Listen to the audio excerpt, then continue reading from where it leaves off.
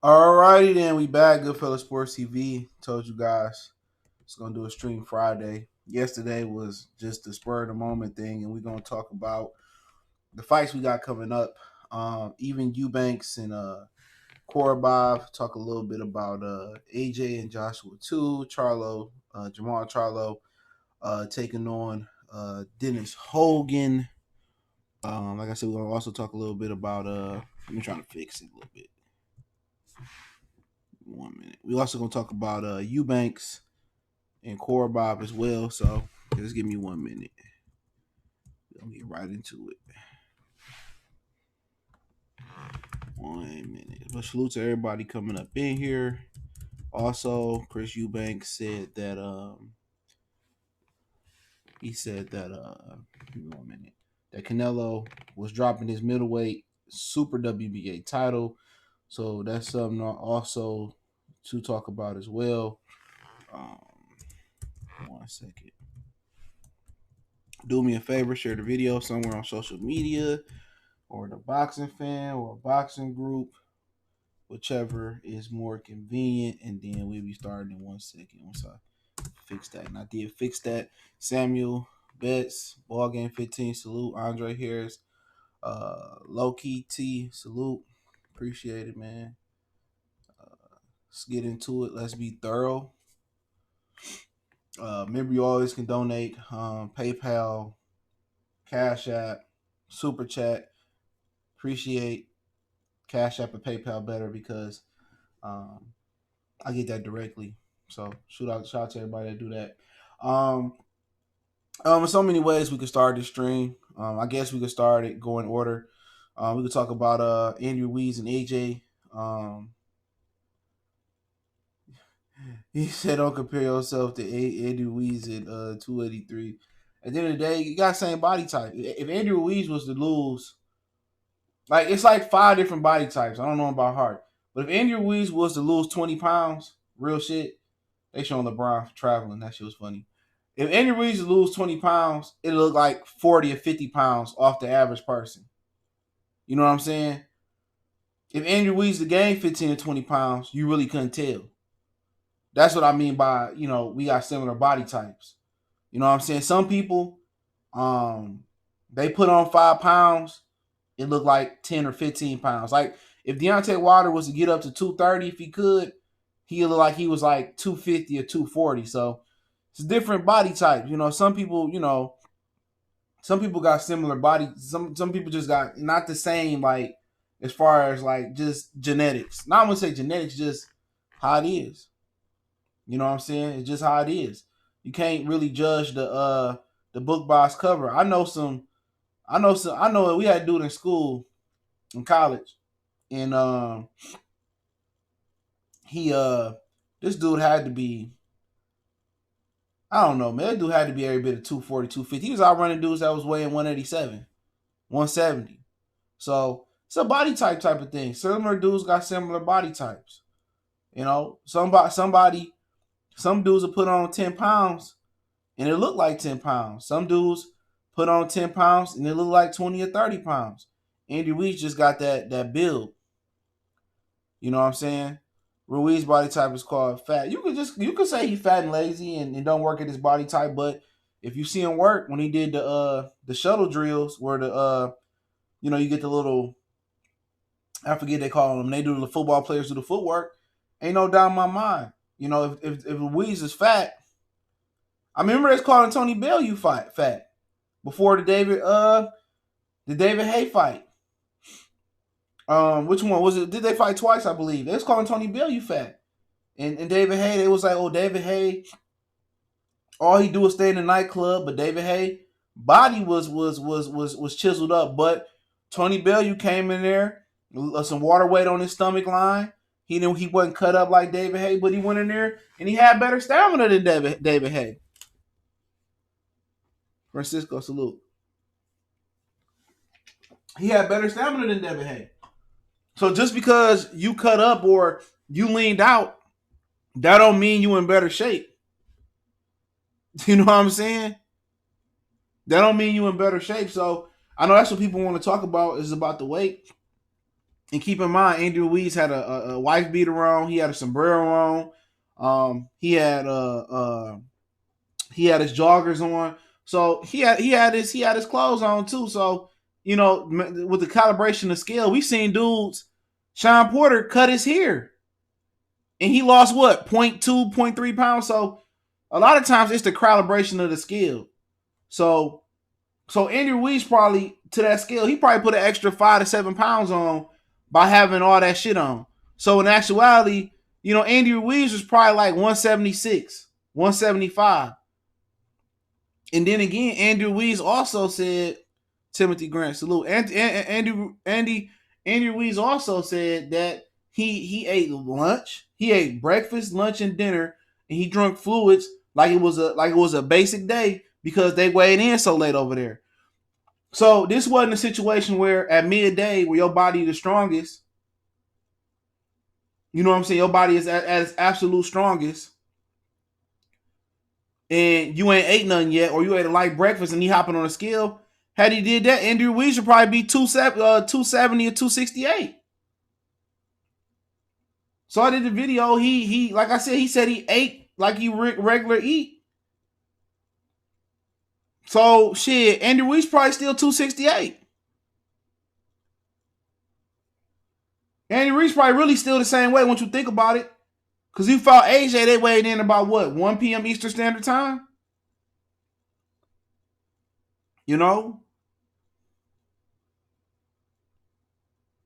So you gotta look at that. So if he ate a whole, people looking at it and they don't know the whole story. You know what I'm saying? AJ, if he didn't wait all day, AJ probably may wait a little bit less. AJ might be like 232, 230. So if they got you sitting there all day from a whole 24 hours almost, what you supposed to do? Not eat, starve yourself? You a heavyweight? No. The dude had clothes on. He ate all 3-course meals. Most fighters don't. Well, they got to make weight. Most fighters only eat 1-course meal. One. They might eat a light breakfast, and then you want to know how dudes pack on 20 pounds the next night? They've been starving themselves all day.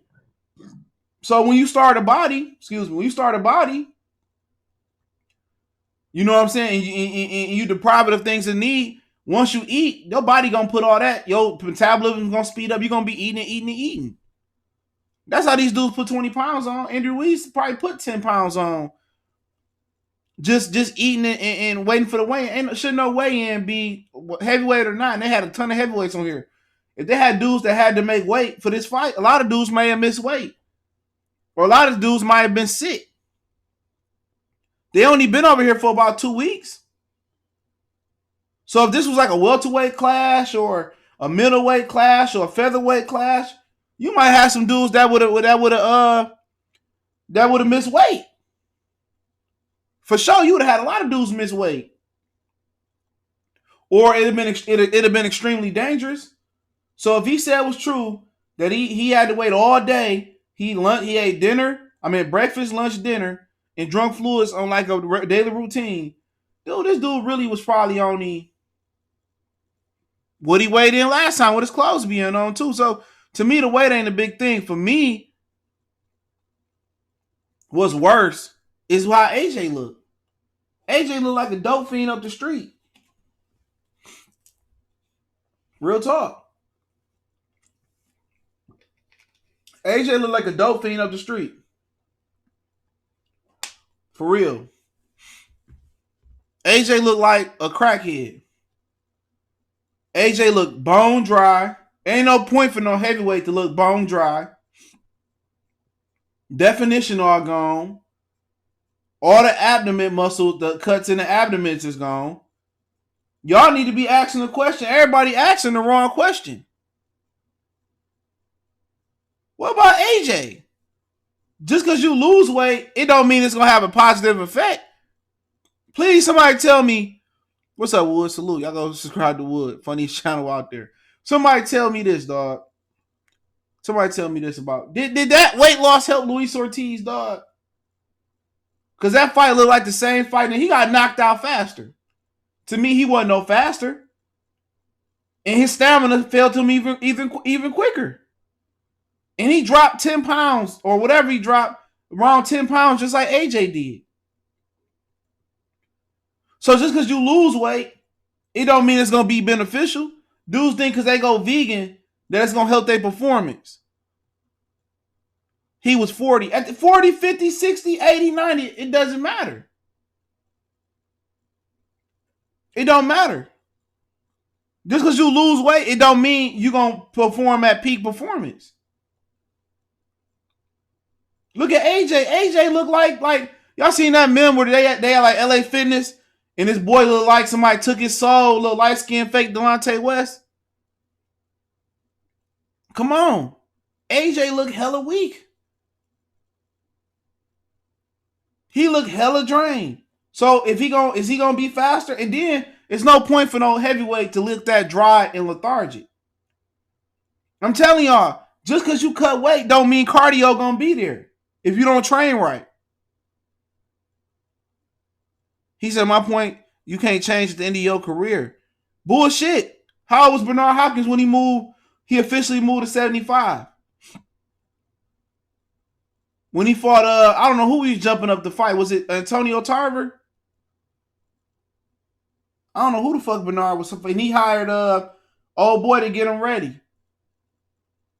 Manny Pacquiao, another dude. He's still doing it. Whatever you want, however you say he doing it. I ain't insinuating nothing. Coffee Universe, salute.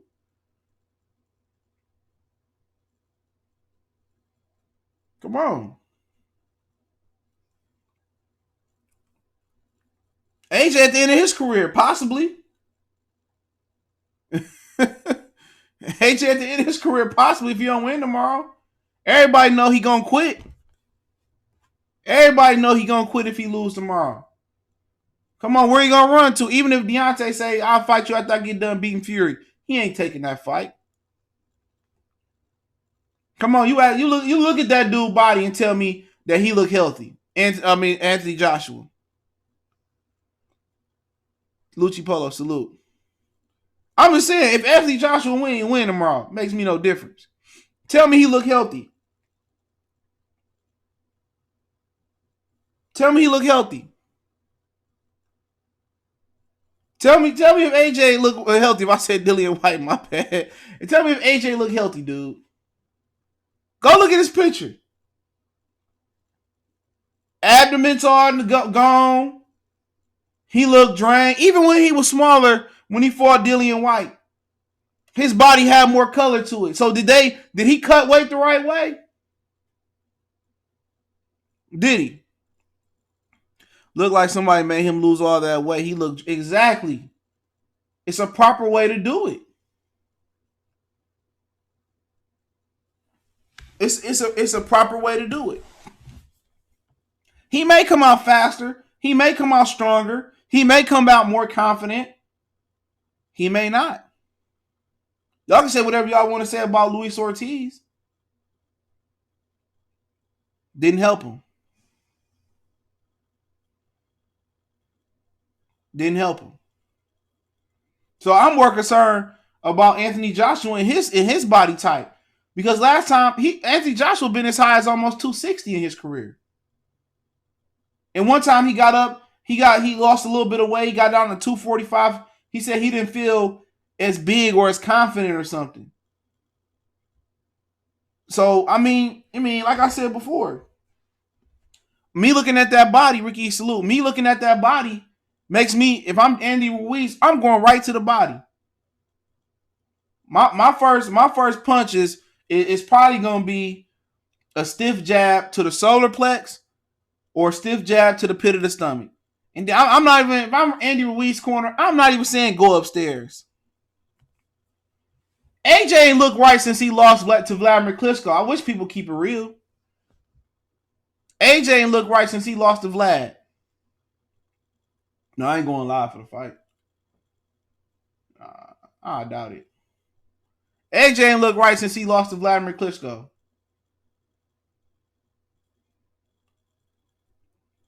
Maybe the Charlo fight, but I don't know. But he ain't looked right since he lost to Vladimir Klitschko. Tell me I'm lying. The Takam fight, he won a 11s with Takam, and the referee gave him a gift. Joseph Parker, the referee, helped him out. Alexander Povetkin, he was some people had him beating AJ till he got tired because he ain't had that shit in his ass no more.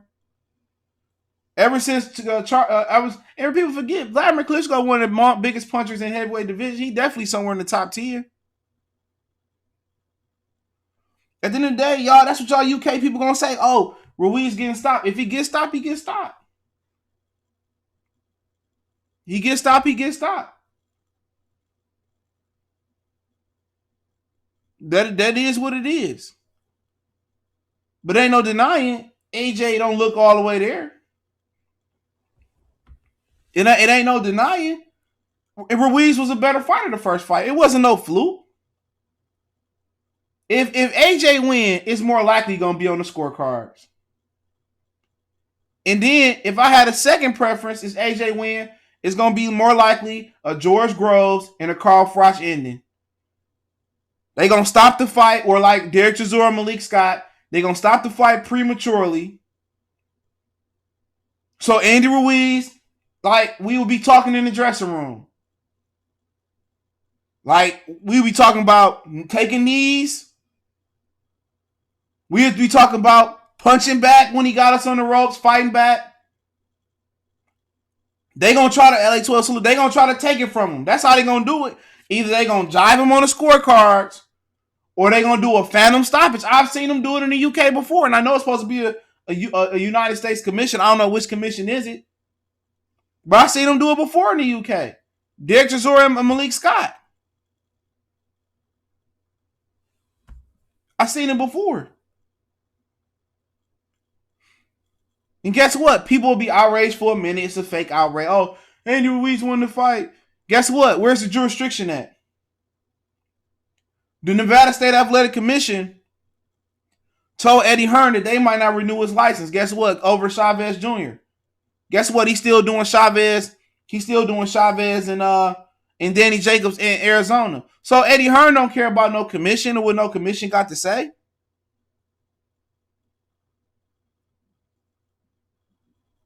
Travis, salute. Money man, salute. I really don't go off the open workouts. They don't mean nothing. But that's what you gotta look at when you think about putting money on this fight. He said Joshua dropped him in the third round, then fucked up by. It didn't matter. He dropped that. That was one half of the fight when he dropped him. When he dropped him and then Ruiz dropped him twice. That was the fourth round, right? AJ came back in the fifth and the sixth. He looked really, really good. He had Ruiz with a left hook. He had Ruiz with a big right hand. He was back. He came back. Dion, salute. He came back. That's facts. He came back. And then Ruiz was kind of, the play was going in AJ way. Ruiz touched the body. It was over with. Ruiz knocking AJ out in the seventh round didn't have a lot to do with what happened in that third round. AJ footwork was back. He was throwing monstrous punches again. Ruiz just made the adjustment and went to his body. Yep, that's all it was. Had Ruiz not went to his body, I think it was a better chance. I can't give you a percentage. If Ruiz kept headhunting, AJ was going to make it to the 10th or 11th round. That's a fact. Ruiz was following him around the ring. I'm going to tell you what the problem was with Ruiz. Ruiz got to cut the ring off better. And he got to go to the body from the beginning. He was working his stick up and downstairs, solar plex, head, stomach. If Ruiz work his jab early on, AJ might come out and be aggressive. Ruiz got to cut the ring off. If he don't cut the ring off, then he got to go to the body early on, take AJ air out his tires, and the job will be finished before 7. I'm telling you. You can't, man, so many of these fighters today, dog, they follow the motherfucker around the ring. Cutting the ring off is one of the most lost arts in boxing. It's more lost than McCullum body punching. Everybody follow their opponent around the ring. It's an attribute of probability and statistics. You watch the film and say, well, this guy like to go to, he's a southpaw, but he like to go to his right. Same thing with James Harden. We know James Harden want to go to his left. Hey, we gonna play him to the left, or we gonna have some help to the left, or we gonna play him to the left. So you playing James Harden to the left. Boxing the same thing. You know this dude got a habit of going to his left, so I'm gonna step to my right and see how comfortable he is going back the other way. Canelo and Lara is a great example. I wish I could show film. The adjustment that Canelo team made with Lara from fighting the Mayweather was he noticed that Lara, he was a southpaw. I think Lara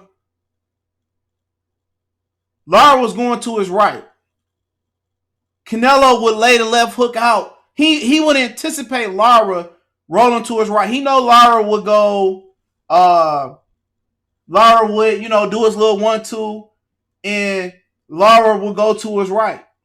Canelo started seeing the 1-2. He dropped the left to the body, and Lara would walk into the left the whole second half of the fight. Lara walked into that left hook to the body, to the point where the left hook slowed Lara down. It gave Canelo enough opportunity to catch back up. That's why Lara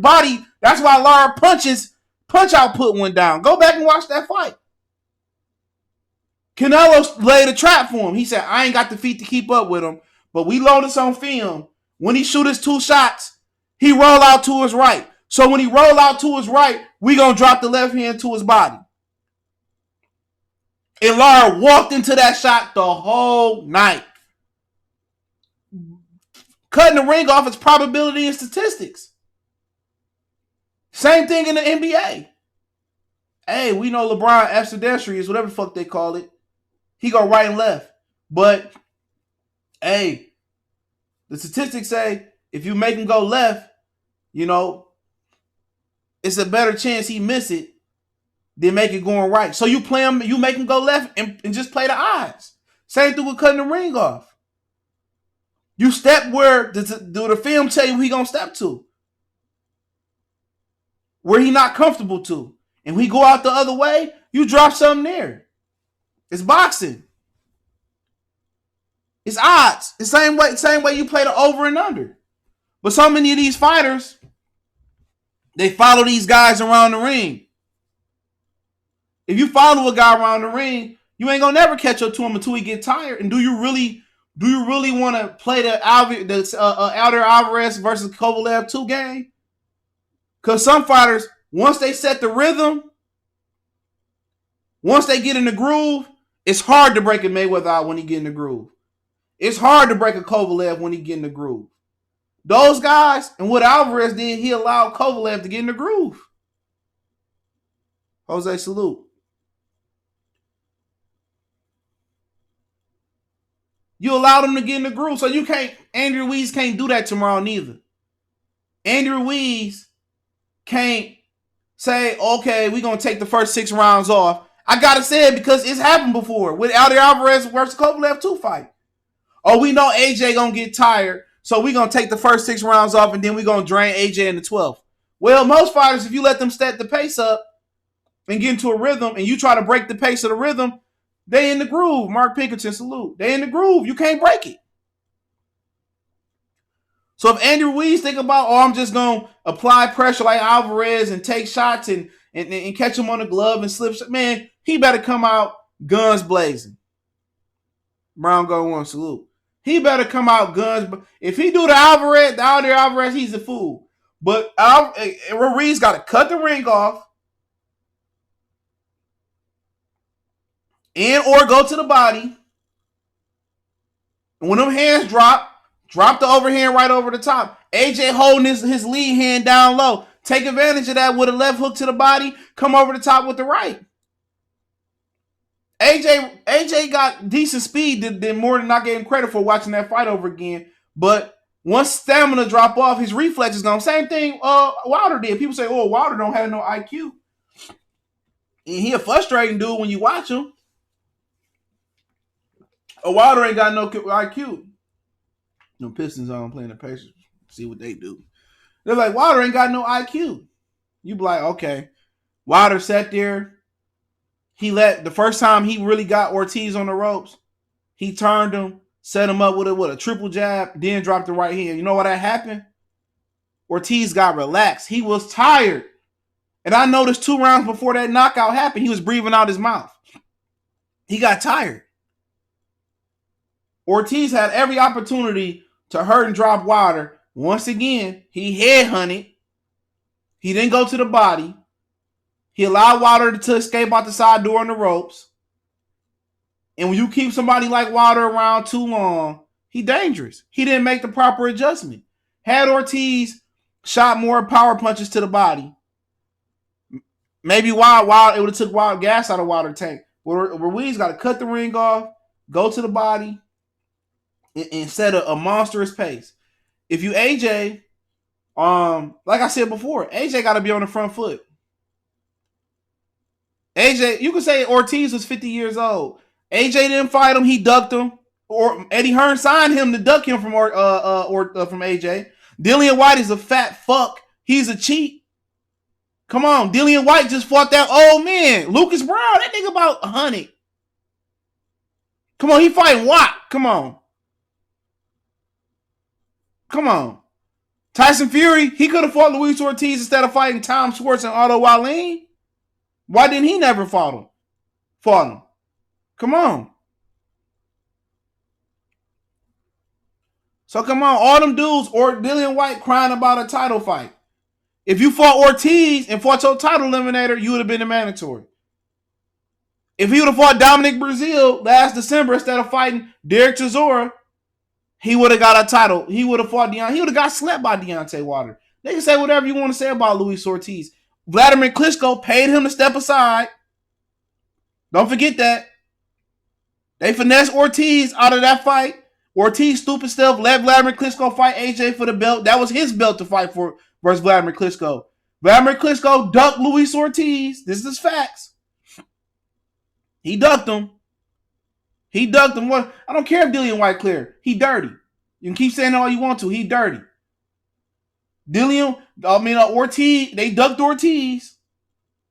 Then Ortiz failed the drug test. He failed another. Then Wilder still gave him another chance. Come on. Ain't nobody talking about what AJ fought. Wilder leftovers and Eric Molina. Come on. People talking about what AJ resume. Who AJ beat? Povetkin had the juice to fight Wilder and Eubanks and lost both those fights. Vladimir Klitschko was about 100 years old. He went the distance with Brian Jennings, bro. Let's keep it real. Before Klitschko fought Anthony Joshua, he came to Brooklyn or wherever they fought in, Masters, I think it was Brooklyn. He went the distance with Brian Jennings, bro. This is a guy that Ortiz just knocked out. Aviator, salute. This is a guy Ortiz just knocked out. Klitschko went the distance with him. Come on, y'all talk about EJ. He went the distance with Brian Jennings, and Ortiz had knocked him out. So you're looking at Vladimir Klitschko, like, come on, was that the best Vladimir Klitschko? And he was coming off a loss to Tyson Fury.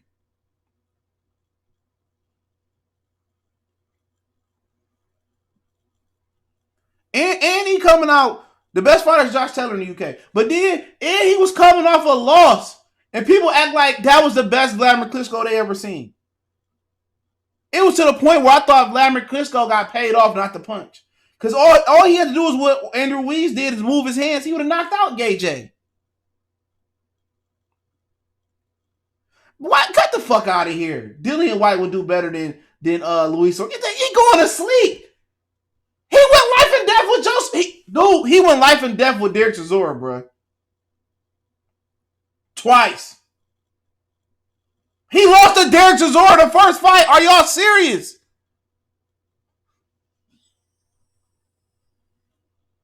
Dream says salute.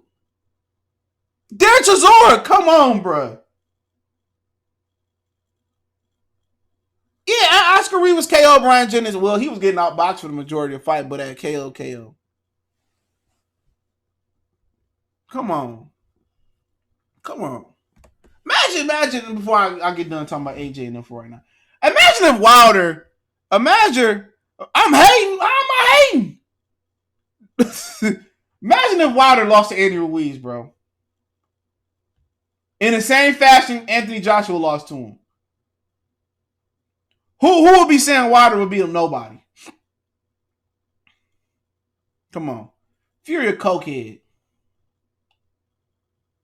Get the fuck up out of here. Didn't he fight Derek Chisora himself? If Derek Chisora, if Ortiz a better fighter, if Chisora a better fighter than Ortiz, why didn't he fight him? The UK is full of punk fighters, right? They full of protected fighters. You know what I'm saying? They full of cheating fighters. Come on. Dillian Whyte popped hot twice. Tyson Fury, they popped hot for the same drug. You tell me that's a coinky dink? That's a coinky dink? Ain't no telling. Joe Calzaghe got caught with the snow up his nose. Ricky had another guy that played with the snow up his nose. Come on. All the UK fighters, except for Josh Taylor and some very, very few other ones, are frauds. When they come over here, they look totally different. Billy Joe Saunders, he went to Canada. He looked like the man. But hey, when he went to LA, what happened? Smoked. Joseph Parker, another guy that ducked the vital drug testing, they didn't make a big deal about it. Eddie Hearn got more paid offenders on the payroll than anybody I ever seen. Birds of a feather flock together. You want to name the United States ones? Jarrell Miller failed one back in the day as a kickboxer. So Eddie Hearn had to be aware of that. Gerald Washington team brought that up. Big Baby Miller failed the drug test as a kickboxer. Failed one with Eddie Hearn. Dillian Whyte failed one a long time ago. Failed one with Eddie Hearn. Alexander Povetkin failed one with Deontay Wilder. Failed one against Bermane Stiverne. Eddie Hearn still signed him. Eric Molina failed one versus Anthony Joshua. They came out a year or two later. Eddie Hearn having them fight on the card. And I'm probably missing a few other ones too. Eddie Hearn should be called Ped Room Promotions. Eddie Hearn got more paid offenders on the payroll than any other promoter out there. You know what I'm saying? And the majority of his fighters with pads still suck. And he tried to sign Tyson Fury. And he signed Luis Ortiz.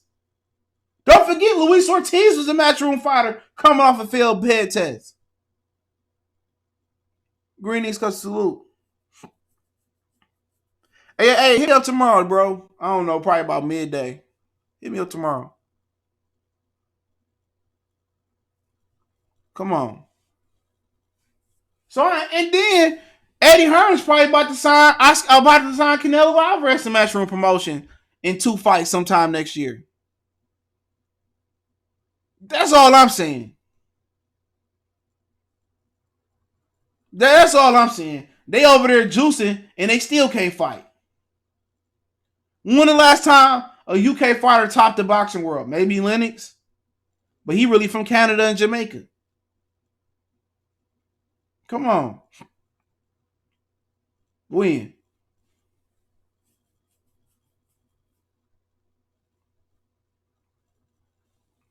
Come on, man. So, I mean, AJ gonna have to win. Let's get back on code. If AJ had to win, it's gonna be, I know who you is, bro. For sure, I know. I got the same number. If AJ was to win, he got to be on the front foot. If he gonna win fairly, he need to be on the front foot. He need to be putting Ruiz on the back foot. You know what I'm saying? And being aggressive, but still keeping his distance. He need to use his reach, but be aggressive with it. He need to fight like Kovalev. He need to fight like Jamal Charlo. Keep that pressure on him. You know, maybe even come out with a wider base like Klitschko, Charlo. Come out with that wide base and sit down on them punches and keep Ruiz at bay. And if Ruiz jump in, You know what I'm saying? Step to the side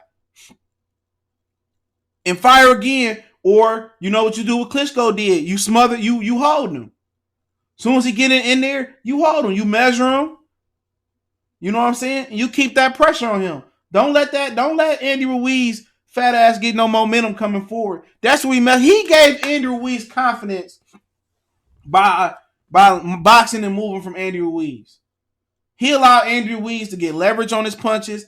He allowed Andy Ruiz to be the boss in the ring. If Anthony Joshua press the attack and don't let Andy Ruiz come on the come down the middle, I guarantee you he gonna have some success. I guarantee you he might even end up knocking him out. But if he come out here trying to box again and Ruiz go to the body, he just wasting energy. He wasting energy. And like I said before in the final thoughts video with AJ and Joshua and Ruiz I did today too. Don't nobody want to see no heavyweight go 12, 15 rounds. I'm going to say it again. The reason why heavyweights reign supreme is because people want to see fighters get hurt. People want to see guys get knocked down and knocked out. Don't nobody pay to see no heavyweights go 12 rounds. Can heavyweights go 12 rounds? Yes, they can. Ali went 12. A lot of guys went 12. But you know what made Mike Tyson the man in the ring? And you knew at any given moment Mike Tyson was going to be getting knocked out or knocking you out or possibly getting knocked out. That's what made Mike Tyson so special. No other fighter brought more casual fans to boxing than Mike Tyson. None. No other fighters could. No other fighters can bring more. Ali was the man of the people outside the ring. But ask anybody who is a more exciting fighter. They're going to probably tell you Mike Tyson. So ain't nobody trying to see no heavyweights go 12, 15 rounds. Now if it's a knockout, drag out type of war, cool. That's why the smaller weight classes credit the pound for pound list to keep up with the heavyweights, because heavyweights was killing shit. Ain't nobody trying to see no big ass Neanderthals duke it out for 12 rounds and fight like Floyd Mayweather. We trying to see somebody get put to sleep. And if Anthony Joshua come out there and use the ring again, unless the referee help him, it's going to be the same story. If Ruiz can cut the ring off, go to the body, he going to get slept quicker. If AJ pressed the attack for the first 6 rounds and don't let Andy Ruiz get into a rhythm coming on forward and then box the last half of the fight, he gonna win. He could probably gonna win the fight, or he gonna get knocked out late. That's it. Anything they doing else, if they working on upper body movement, if they working on slipping and countering and just doing any of that dumbass shit they don't need to be doing, he gonna fail. All AJ got to do is be aggressive, get on the front foot, use his reach, and don't let Andy Ruiz get no momentum coming forward, and see where it go from there. Ruiz come on the inside and take a chance, hold him, or let him get on the inside and put your uppercut on him. Uppercut, left hand again, left hook. Mark, salute. Shout out to Dr. Blick, salute. But if AJ go out there, and that's what and I had to watch that fight, and I watched it for the first time entirety, I said that's why Andy Ruiz got confident, because AJ was running from him from the beginning. He was boxing from the beginning. And when AJ got dropped the first time, that made AJ say, oh, I need to get on my bike. He got tired. It wasn't just a temple shot that was the deciding factor in that fight. The deciding factor in the fight was you can't beat his size moving for 12 rounds. He's trying to be a calculator, and if he even do get past Andy Ruiz being a calculated boxer, is he going to box Fury for 12 rounds like that? No. Is he going to outbox Deontay Wilder for 12 rounds like that? No. Even the pinnacle of the division, he not going to do. He can't. It ain't another heavyweight that's like 6 foot, whatever Ruiz is. Ain't no heavyweight built like that, except for Oscar Rivas. And maybe Usyk or somebody like that as far as the height. You got and he don't. And the thing about AJ is AJ don't have no intentions on unifying that title. Now, somehow, some way, Dillian Whyte get the WBC belt. Somehow, some way, maybe Tyson Fury get the belt and it make a lot of sense over in the UK. I don't even think he want to fight Tyson Fury. Somehow, some way, Oscar Rivas get the belt. Any of those guys like that, if Houston can go get the belt, any of those guys like that, he'll fight those type of guys.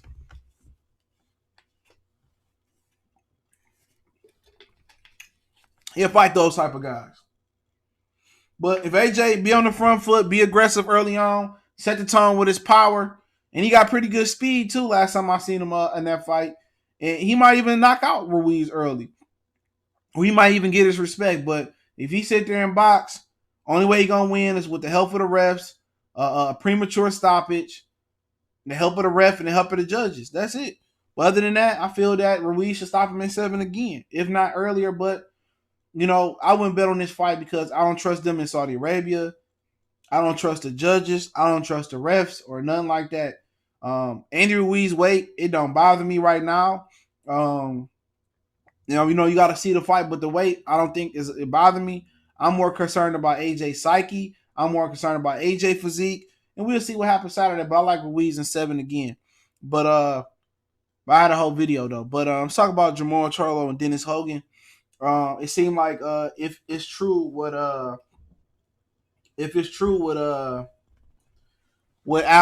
Chris Eubanks Jr. said, which I'll get to that in a minute about Canelo dropping the belt. It seemed like Al Haymon is going to cease control at least half of the middleweight division, and I think Al Haymon may have full control, of the middleweight division by the end of 2020. Chris Eubanks Jr., he could have been misinformed. He said Canelo was dropping his middleweight title. Him and Korobov fighting for the full title. So then you're going to have the winner of Korobov versus probably Charlo, because if Dennis Hogan win, Dennis Hogan going to fight Jaime Munguia in a rematch on the DAZN for the WBC title. So it seems like the DAZN could lose control of the division, and Charlo could be a dual title holder. He could be a unified title holder, or Eubanks, or Korobov in 2020. And at the end of the day, I think Triple G will move up. He gonna fight Kamil Zamata in February or March in Chicago, I believe. And then he supposed to be promised a Canelo fight in September. So you can see Triple G moving up to 68, possibly vacating the IBF belt in 2020 or 2021 because he is satisfying his mandatory. So you can see a situation where Charlo kind of, or Eubanks or Jared Hearn or anybody, Al Haymon gonna control 47, 54, and 60. But with Jamal Charlo and Dennis Hogan, I think that's a good fight. I think Dennis Hogan got a good style. He gritty. I think if Charlo with his wide base, he might have some problems with Dennis Hogan foot speed. Hogan got good hand speed. Hogan is gonna take chances. So a guy, it's easy to say he gonna take chances because he took him versus Jaime. Brandon Adams came to survive. I think he came to survive once he felt Charlo punching power. If Dennis Hogan feel Charlo punching power, and he choose to keep taking chances like he did versus Jaime, either he gonna get knocked out or it's gonna be a spectacle. Hogan can work on the inside. Hogan can find his way on the outside, from the outside, and Charlo gonna have to be ready to shoot and snipe. He gonna have to be ready to counter punch. He gonna have to be ready to keep that jab in Hogan's face when he come in. Set him up with the right hand. Set him up with the left hook. Set him up with the left hook, right hand. Set him up with the uppercut. He gonna have to be looking to set up Hogan with some shit. Hogan gonna have a tough time getting in if he comes straight down the middle. But Hogan gonna use angles, and if he able to catch Charlo stationary and come from angle, he gonna have some opportunities to score. He is 60. Check my Twitter. I played the audio. 60. And they said Canelo, his coach said he didn't drop the 68 strap, but the 68-pound strap is it's not a real title. If Canelo fighting Billy Joe Saunders, he cannot unify the WBO strap, the regular WBA belt, with another belt because Callum Smith is already the Super WBA title holder. So it looked like Canelo ain't coming back down to 160, according to Chris Eubanks. And I don't think Eubanks was supposed to say it Because if you go back, and I got it on the Twitter page, and on the Instagram and Facebook, you can watch it. I posted it on there. When he said it, his dad tapped him on his waist and basically was like, "You ain't supposed to say that," but he said it. But he said he just was informed that Canelo Alvarez was releasing the WBA belt, and this fight was going from the interim fight to the full fight. So of course they know what's going on before we know what's going on. The WBA officials there. So Canelo must be releasing the belt. What's the point? He fighting at 68 next. He not gonna fight Charlo. He not gonna fight Demetrius Andrade. So what's the point of going back down to 60 and fighting Golovkin again?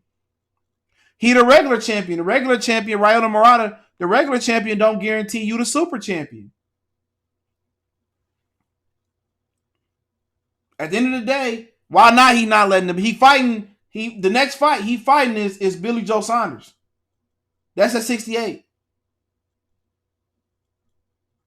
That's at 68. So when the last time he fought a mandatory at 60 for the WBA? I don't remember.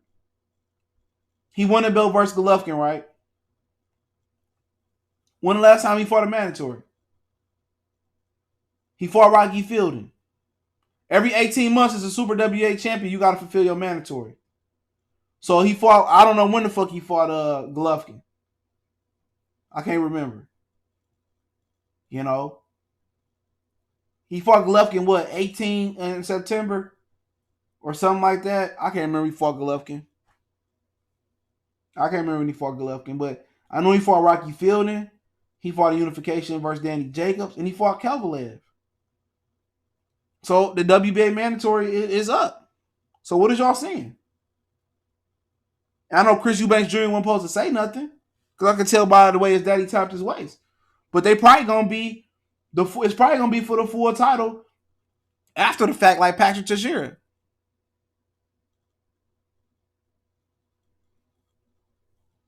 So I don't know why Chris Eubanks would sit there and lie. They probably working on the deal.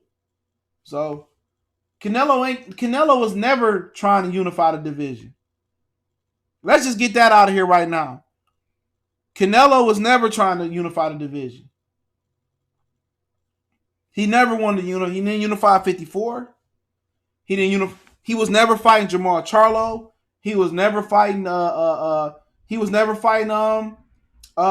Demetrius Andrade. He fought Danny Jacobs because he was getting older and he was already stopped. So at the end of the day, if Canelo had that much special favor with the IBF, he never would have been stripped. They never would have enforced Derevchenko again. Like why Rob Brand had the fight in Japan and he beat. Come on, you know how Bob Arum is. He's gonna set him up. He wasn't no top ranked fighter until he won that fight. They set Rob Brand up. He got a rematch clause though.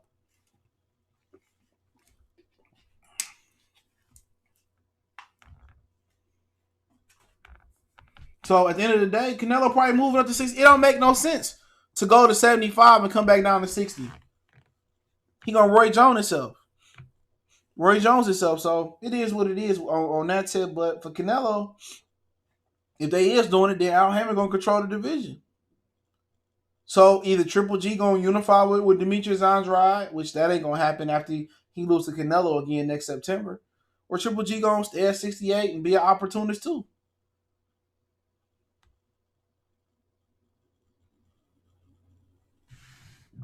So we should find out something later on. Everybody act like they ain't hear it. Everybody, unless nobody watched the weigh-in, I heard it. I'm like, they stopped the music and everything. It sounded like, and he said, "Well, I've been," and nobody reported it. Nobody said nothing about it.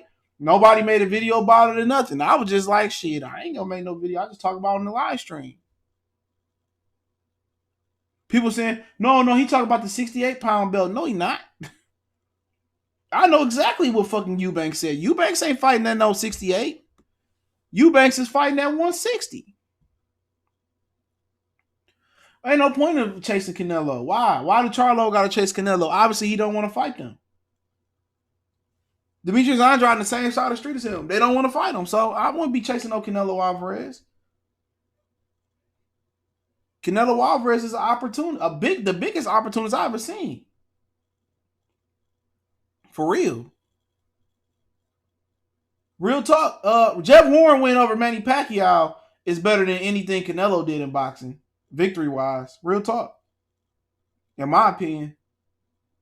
Y'all can say, oh, Jeff Horn lost. I don't care what y'all say, man. Pacquiao lost to Marquez like three or four times. He got the benefit of a gift decision.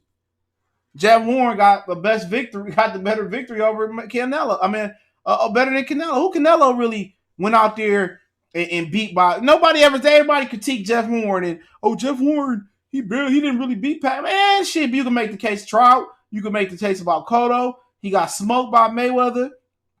The two Golovkin fights. Some people think the Danny Jacobs fight was close. People saying the Kovalev fight was fixed. His own people saying that. So you can make a case that Jeff Horn got a more important victory than did over Manny Pacquiao than Canelo ever had. That's just the truth. You say, oh, Jeff Horn robbed. You can say that about every prominent Canelo fight. It was close. Canelo ain't never smoked nobody that wasn't no old senior citizen or past their prime. You said Ronnie Shields can say all the fuck he want to. He about to be fighting the winner of Korobov and Eubanks next. That's the trainer. The trainer ain't no matchmaker. Y'all can say hate Nello. Oh, y'all can say whatever y'all want to say. When you speaking facts, they say, oh, hey, we talking the truth. Why he never fought Charlo? Why he never fought Demetrius Andrade?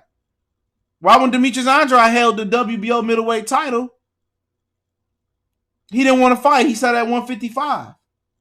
Soon as Andrade got stripped and Liam Smith beat Liam Williams for the belt, he came back down to fight Liam Smith. Come on.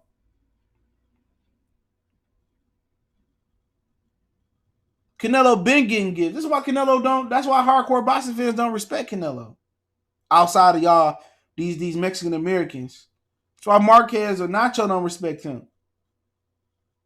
Just 2 years ago, whenever it was, when Billy Joe Saunders beat David Lemieux, what was the press release that Eric Gomez said? Or whatever it was.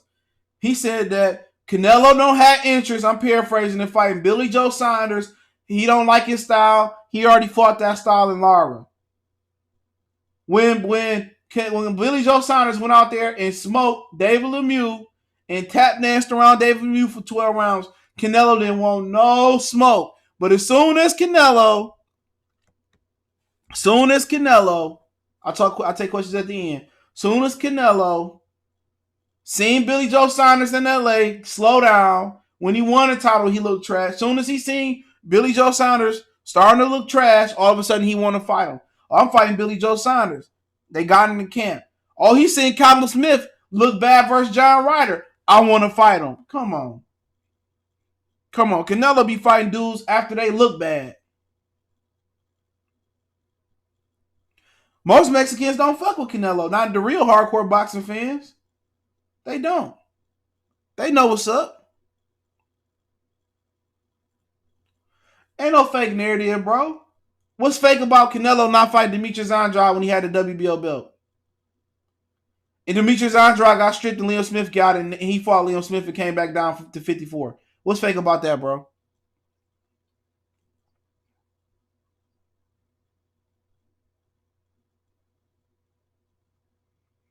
If Charlo been looking bad lately, why Canelo didn't fight him then?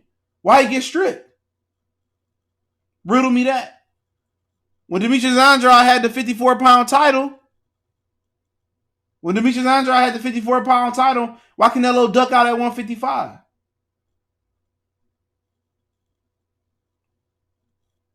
Deshaun, salute. Tell me why. If Charlo's so easy, and I think he'd beat Charlo, why did he fight Charlo? Why he get stripped? Why he didn't fight Sergey Derevyanchenko?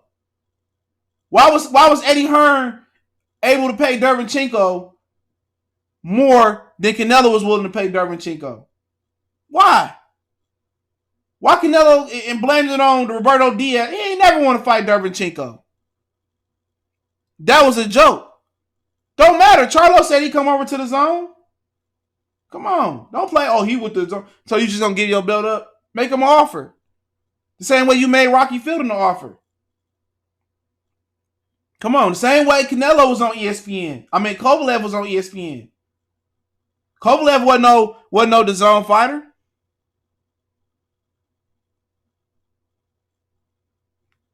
So why they can make Kovalev? Ain't nobody asked for the Kovalev fight, and then it was set up. Allegedly. It was rigged, allegedly.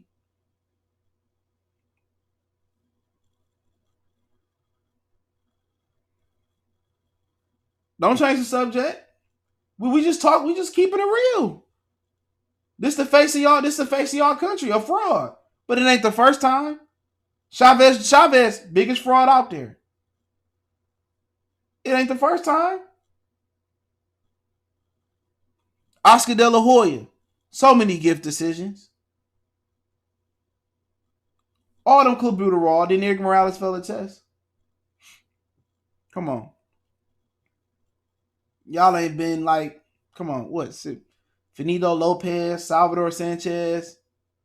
Come on, let's keep it. How many fighters y'all had? They topped the pound for pound list, bro. Come on. I'm just keeping it real. How many guys y'all topped the pound for pound list? You say Chavez, I can say Ray Robinson. You say Salvador Sanchez, I can say Floyd Mayweather. And I like Sanchez. Come on, man. Y'all ain't never topped the sport of boxing since TV had color. But you know what? Y'all got an avid fan base. Everybody from Al Haymon and Eddie Hearn to Bob Arum thinks that boxing goes by the beat of the Mexican dollar. And this is why, they put money into Burchett. This is why they put money into Nervantes. That's what it boiled down to. Come on. If y'all was on the equal playing field as the Black American fighter, come on. Canelo have 20 L's right now. Come on. Chavez, they erased the L off his record. He'd have been lost. 3:45 Eastern Standard Time tomorrow.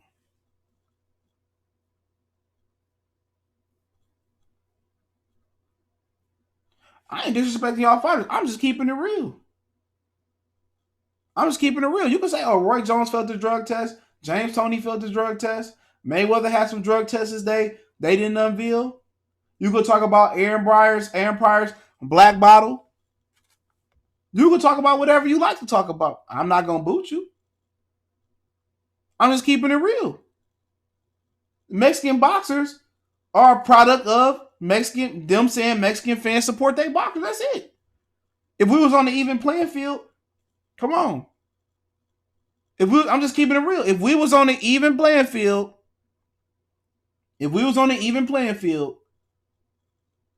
come on, man. Canelo has 7 L's. 20 L's probably.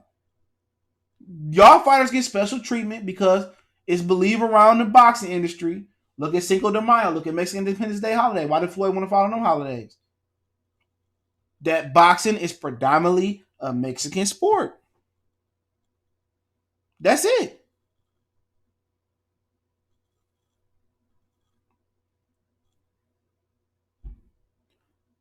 That's what I'm saying. That's how I feel. I mean, that's just how I feel about the situation. Y'all can say black people bitch, cry, and complain. It doesn't matter what I think. Because if it mattered what people like me think, boxing would have changed a long time ago. And y'all might say, "Oh, black fighters ain't nothing but whiny crybabies, and they should be happy with the pin or the breadcrumbs they get in boxing." It's cool. I get it. Yeah, I said Charlo lost to Korobov. You're not gonna get no bullshit like that from me. I said it.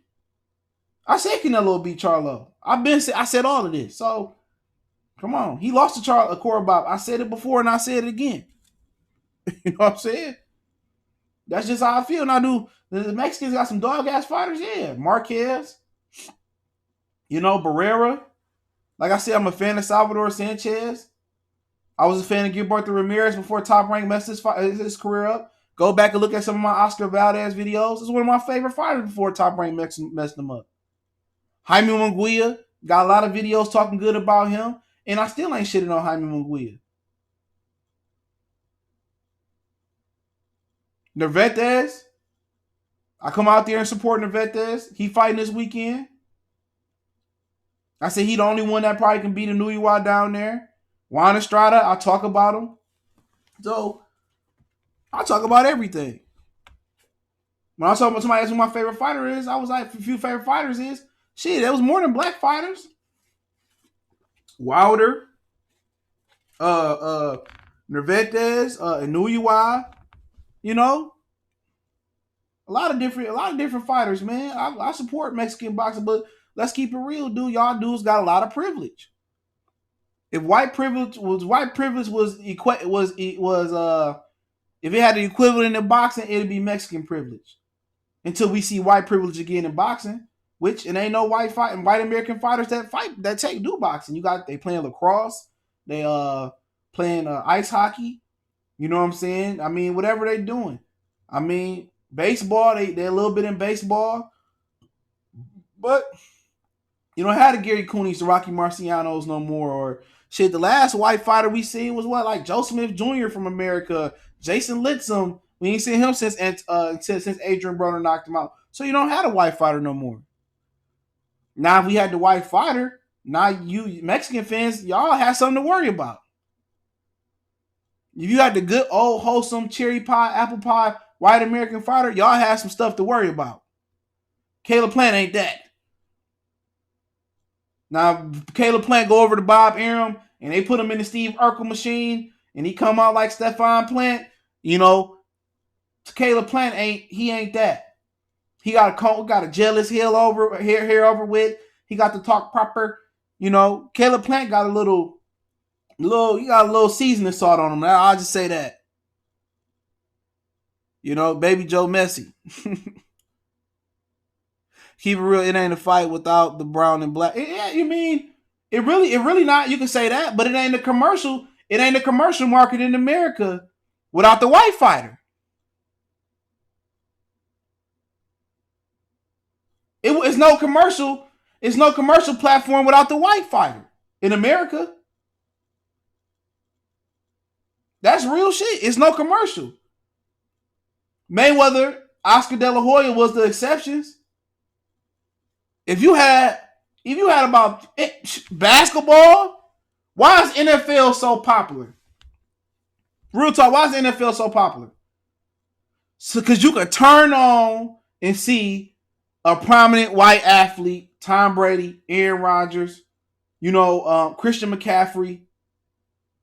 That's why you look on the NBA. Come on, who? I'm watching the Pacers game right now. McDermott, Sabonis, who? It's another white guy out there. I'm trying to see who it is. TJ Leaf from UCLA. Kevin Love, he didn't fit the bill. You know what I'm saying? NBA had Larry Bird in it right now. NBA TV ratings with a little bit tweaking from the physicality and officiating. NBA TV ratings be through the roof. Tell me when you real talk. But NHL messed up with the lockout. That's a whole totally different conversation. They stopped their own momentum. You turn on any national televised game. Go right now, NBA. I think the Nuggets playing on ESPN. They about to come on. Only arena that I see predominantly, or I can notice a large population of minorities or black people is Atlanta games. If it's a Hawk game, if it's a Falcon game, I can see black people in bunches.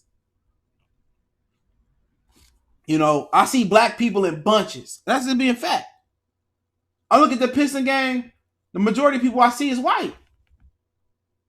You turn on the Colts game, majority of people you see is white.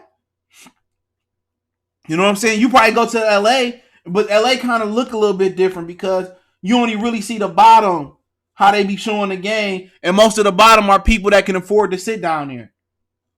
A courtside, I can go to the game right now, sit 5 rows up for $75 or $70 a ticket.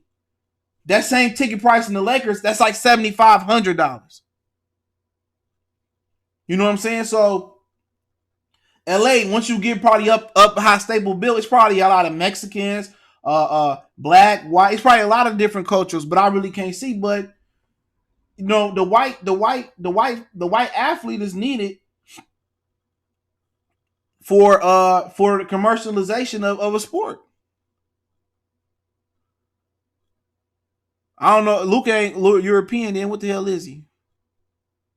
Charlotte is mixed. But Luke out cold. I think he speak pretty much clear English too. I think more national. I mean, it's hard to predict national televised games because Porzingis had the knee injury. Porzingis speak really good English too. So the NBA might be, I think they might be better off served putting more Mavericks games on television because Porzingis sound like an American. He do. Porzingis speak clear English. So you're just looking at, different guys out there. I mean, and that's not being racist or racial or nothing like that. It's just like the white athlete is needed. You put a Gary Cooney in boxing right now and they build him up the right way, man. That's a big fight.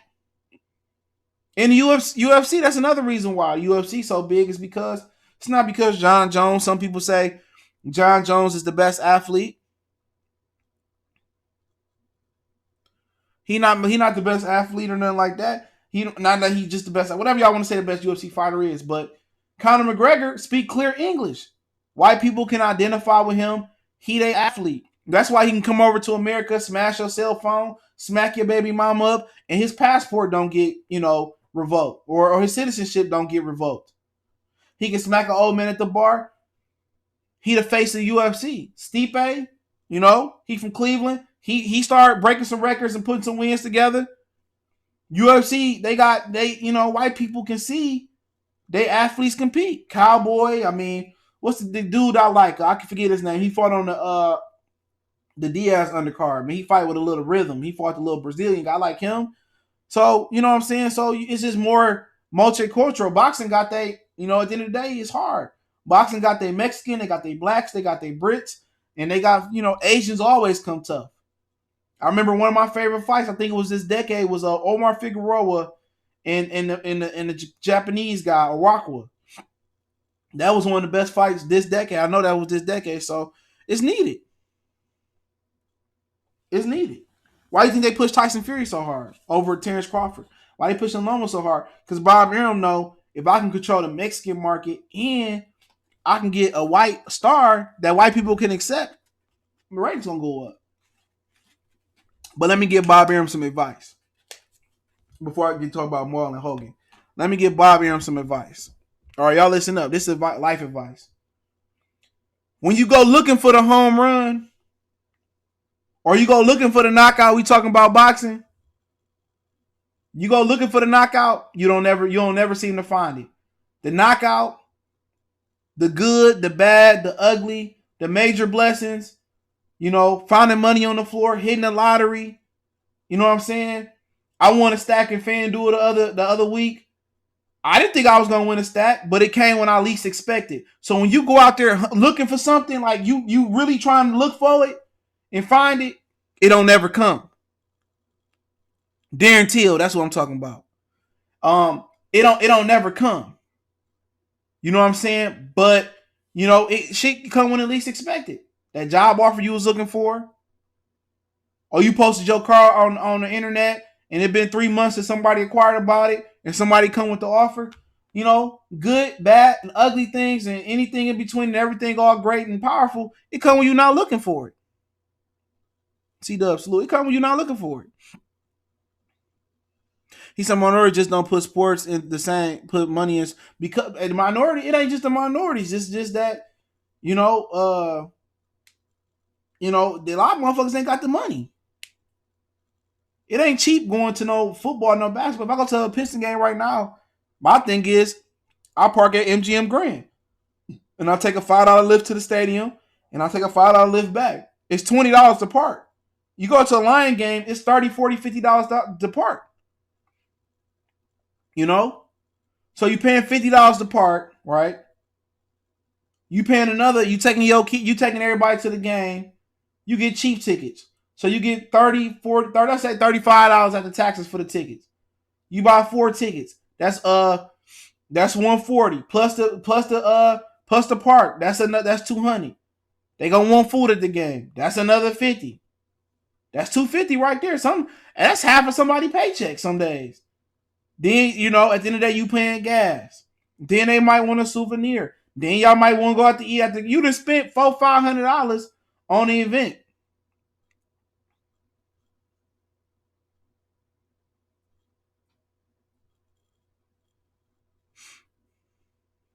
So at the end of the day, just a lot of people don't have the resources, man, or the finances to go on. And then a lot of times the arena is not even in the same city.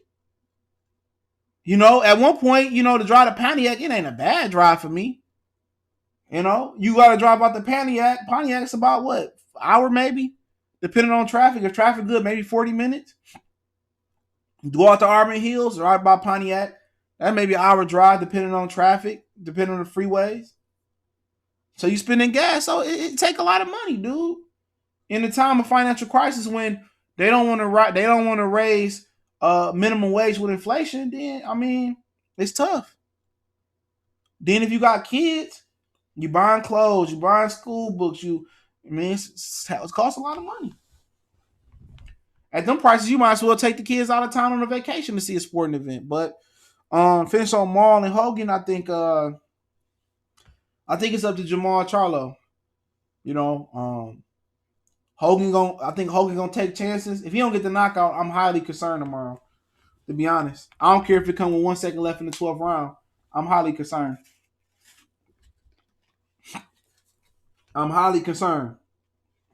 If they don't get the knockout, I'm highly concerned. Do y'all do drop shipping? What is drop shipping? We probably call it something else. I'm highly concerned. I heard Khabib and Ferguson was supposed to be done, but I heard as well that Khabib or Conor McGregor could be fighting Floyd, but I do know Floyd is fighting Cowboy or some shit like that. Conor McGregor fighting Cowboy. But I think Khabib would beat Ferguson. I seen Ferguson fight on the Khabib and McGregor undercard. I like Khabib. Khabib just too much of an animal, dude. I don't know. I mean, Tony good. I think he beat his wife or some shit. Something be going on. They need to get like psychological therapy for niggas and shit in combat and just all sports with physicality. But with Maul, it's gonna be about Maul timing. He seemed to be amped. He just had a baby girl, so congratulations to him and his wife. A lot of people don't know Jamal Charlo got a wife. He got a few kids too, man. He seemed to be the better Charlo. He seemed a little bit more animated. I guess Jamel's still in training camp because I didn't see him there today. Him and Tony fighting 2 weeks. But at the end of the day, Dennis Hogan gonna take advantage of that wide base, and that's one thing about having a wide base. You generate more power, but if somebody can box and move, and Hogan can move just like Adams can move, but I think Hogan coming to drop bombs, so Charlie gonna have an opportunity to hurt this dude, drop this dude.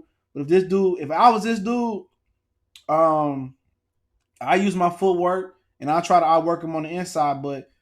These are two of the best physical condition middleweights in boxing, for sure.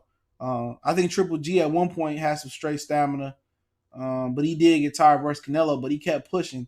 But in this division, I haven't seen every middleweight fight, but I think Jamal Charlo is in great condition to take the punches and the punishment that Korobov put on him, and he didn't get tired. And Dennis Hogan. He won the best conditioned athlete. And then Hogan has fought as high as light heavyweight.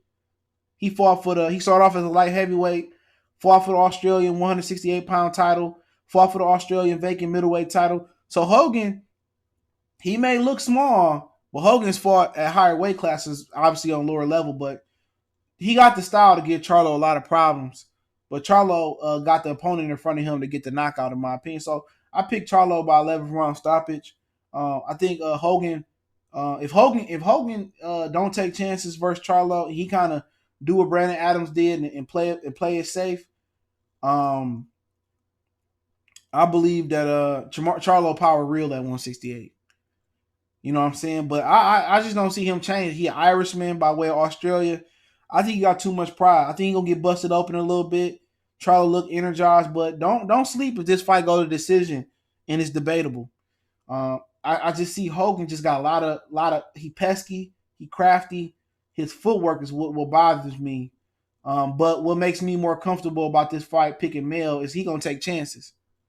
So Mel gonna have an opportunity to knock this guy out, in my opinion, man. But I like the fight. I think it's my second favorite fight of the night. I don't really care for none of the heavyweight fights. I'm sorry. Eric Molina fighting somebody. I forget who he fighting. I really don't care for Michael Hunter, Alexander Povetkin, Dillian Whyte. I don't care for that fight.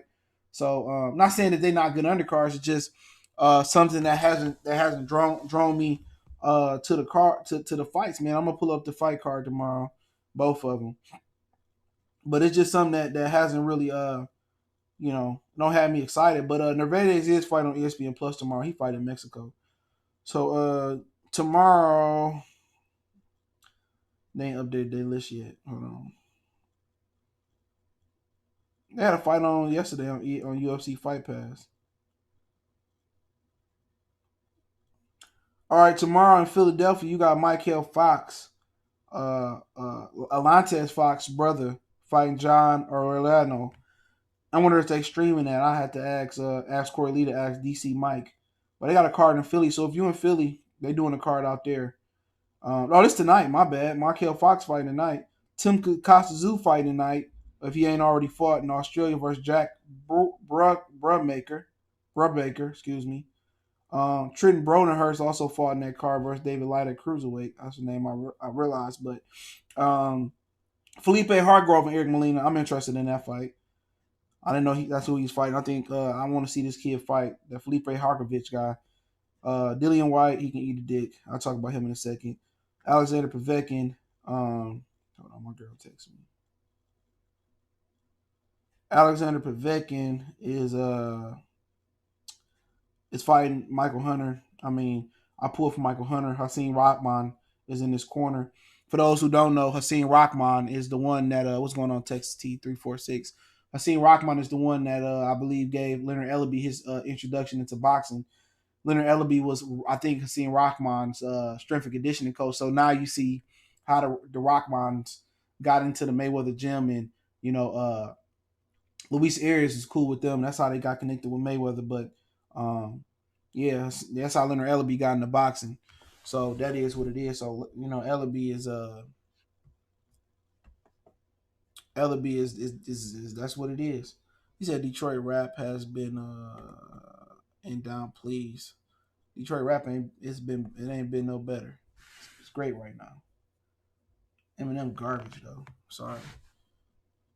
I don't listen to that. I don't really listen to TK. I don't know. He ain't my age group. But the Barclays Center tomorrow. Duke Micah versus Janela Rivera. Luisia Houghton versus Lorena Villalobos. Those are bantamweights and strawweights. Emmanuel Lean versus Ronald Ellis is a middleweight fight. Marlon Tepeles and Ryelski Owaswas. I don't know his name.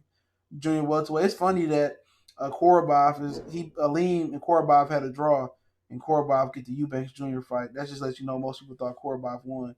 Chris Eubanks Korobov. I think that's one of my favorite fights tomorrow night. Hogan and Charlo is my underrated fight of the night. I fully support Jamal Charlo, but I gotta keep it real when I talk about him not improving. But he got a really good skill set. He just needs to improve on his footwork, in my opinion. And Amanda Nervete is fighting on ESPN Plus. Jordan Costas is on the undercard, and Miguel Moraga is on the undercard tomorrow from Pueblo, Mexico. UFC Fight Pass, they got a fight on tomorrow. David Lemieux fighting tomorrow. Max Brusak, I think that's the same dude that Gilberto Ramirez fought a few years ago. Samuel Peters is on David Lemieux undercard in Montreal. I don't think that's on TV. Kenichi Ogawa, he coming back in Tokyo tomorrow versus Joey Noina. Sergio Garcia is fighting in Spain tomorrow. Kiko Martinez is on that undercard. So that's kind of lineup for tomorrow. That's the lineup for tomorrow. But he said Nevada has fought like 3 times already in 6 months. Yeah, I mean, yeah, he's a good fighter, man. I think I don't see too many fighters that could beat him down there. Really good fighter. But I talked about that. Eubanks and Hogan. I mean Eubanks and Korobov. That's a good fight. I think Eubanks might outwork him. I don't know if Korobov got enough power to knock him out. If Korobov put more than 2 punches together, that should serve Korobov well. But where this is a bad matchup at, and then where I can see if Eubanks Jr. can really succeed where Charlo failed at, it doesn't make Eubanks a better fighter, but styles make fights. And Eubanks got a higher work rate. Korobov not gonna sit here and move around a lot like George Groves did, but he can walk Eubanks into some hard shots and stop Eubanks, I believe. So Eubanks kind of gotta be cognitive of that. But I see Eubanks outworking them. I see Korobov trying to counterpunch him, which will worry me from Eubanks camp. And one thing I kind of worry me about picking Eubanks is I don't know who Eubanks' coach is for this fight. I just seen his dad, so I guess his dad back coaching him. I think he should have stayed with old boy. That got him ready for the James DeGale fight. I don't know if he's still coaching him, but I think you know I like to see him work the middle, the body to Korobov, and I think this is a good fight for Eubanks Jr. to look good. It's a good stylistic fight for Korobov, but Korobov old, he get tired down the stretch. So if Korobov don't put three or four shots together on Eubanks, and Eubanks get into a groove, I think Eubanks probably gonna get a stamina stoppage. So I like Eubanks. I like Eubanks in 11 for 12th. I like Eubanks in 11th to get the stoppage. To be honest, I don't know why. Or if you more the Korobov type, I think Korobov might land the cleaner, effective punches, but they too far in between. And I think judges are, and I think they want Eubanks to win. But I think judges are more attracted to the accumulation of shots. But I like Eubanks for the win tomorrow. I think Korobov is old. I think he moving down in weight. He don't go. He loses steam late in fights. I like Eubanks hopefully to work the body a little bit, but I like Eubanks just to win based off of work rate. I like Eubanks to win off work rate. I like Eubanks. Charlo will stop at 8 rounds. I can see that. I got 11, but I can see that. But I like I think Eubanks is gonna be a tough too. I think his style, and they want him to win, right? They already talking about him and Charlo. They might have put this Canelo Super WBA middleweight title on the line. So Korobov got he got an uphill battle because he got a questionable loss to Charlo. He got a questionable draw with Aleem, and that was kind of a lean backyard. So um, once again he dealing with an uphill battle. So if he don't change nothing, if he ain't more active with his hands, um, and he don't compete with Eubanks' work rate or drop Eubanks a few times, then Eubanks is going to outwork him. It could Chris Ray salute could be a questionable stoppage. CJ, is he with? I don't know if he with Nate Vasquez. That's the question. I don't know. I didn't see him all week. I just seen his dad all week. If he was Nate Vasquez, I feel way more comfortable picking him. I feel way more questionable picking him. But I ain't seen Nate Vasquez do it like he back training with his daddy. I ain't gonna lie, I think Korobov gonna KO Eubanks in 6 rounds. Who has he ever KO'd? Jay Thomas, who has he ever KO'd is my question. He got KO'd by Andy Lee. I was watching that fight. He dropped Jose Uzataki on HBO. I was watching that fight. He just not active enough with his hands to get a knockout. He don't have enough power. Now he can walk Eubanks Jr. into a shot or two. He a good counterpuncher. Maybe he drop him that way, but I just think Eubanks Jr. He had his natural weight. He got too much speed. He gonna have a lot more power coming down in weight if the weight drain ain't affecting him. He said this is natural weight. I like him in his fight. Jeff say, Eubanks' work rate would be too much for older Korobov usually who gasses in late round. That's my thing about it. Either he gonna catch Eubanks early and drop him a few times to knock him out, or Eubanks gonna run him out the ring. That's what they saying. Canelo vacated. That's what Eubanks Jr. said. Check my Twitter. I got the video. It was on the Charlo Korobov weigh-in today. Towards the end of the weigh-in for Eubanks and Korobov. Andy in 7 or less. but I wouldn't bet on it. The guy Charlo was fighting lost the fight to Rocky Fielding. Oh, he did? I ain't see that on his resume. I could be wrong. Let me double check. Hold on. I ain't see that on his resume. He lost to Jack Colclough. He didn't lose to Rocky Fielding. He lost to Jack Colclough. And Jack Colclough arguably could have beat Demetrius Andrade in Germany, and he gave Sergey Derevchenko hell before he fought Golovkin. Yeah, he only got 2 losses. He lost to Jaime, that was disputable, and Jack Colclough. He said, no, bro, Joshua. No, Joshua, I can't talk you out of it. Joshua, shit working for him. They probably gonna rob Ruiz.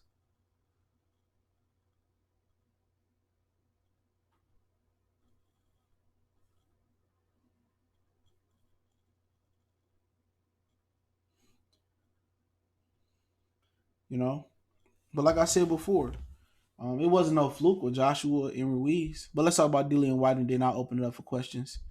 He said, "You gonna watch USAM and Covington next week? I can't wait for USAM to destroy Trump." Man, what is that? Hold on. What's that? What's that? A UFC fight, or is that a boxing fight? It gotta be UFC. I know Crawford fight next week. I heard, depending on what happened tomorrow, I heard they announcing Wilder and Fury on ESPN tomorrow. I mean next week. So if you in New York next week, you can see that Caleb Truex fighting next week too in Minnesota, not on TV though. So it's just Crawford fighting next week. Ain't nobody else going up against Crawford. Nope, nope. Then we got there as Charlo and Harrison. There's a few more fights on this week, but after Tank, that's basically the end of the boxing year. Yeah, Dillian Whyte got cleared. I seen a statement by UKAD. Good for him. Two UC 245. Oh yeah, it is next week. I forgot. Ain't old girl fighting on there. Um, why is AJ talking about a trilogy with Ruiz? Is he something cooking? Yeah, he probably gonna fight Ruiz after his mandatories with Puev and Usyk. If he beat Ruiz, he probably gonna fight Ruiz in 2020, 2021. Ruiz can't do shit unless he drop a belt with Wilder until 2021. So whoever wins can't do shit till 2021.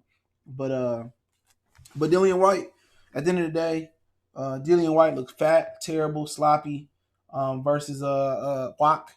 He wasn't doing no training. At the end of the day, he failed the drug test before, so I'm not giving him the benefit of the doubt. It just sounds like Eddie Hearn paid a bag of money to UKAD to get Dillian Whyte name clear. So it makes no difference. Dillian Whyte already been pushed to the back seat. Tyson Fury already been named the WBC mandatory. He got to wait his turn. All he want to do is fight Deontay Wilder and not earn a shot. I feel that Deontay should have been fought him and smoked him. Dillian Whyte is utter garbage. Dillian Whyte is trash. I was impressed when he beat Joseph Parker, but then at the end he stumbled.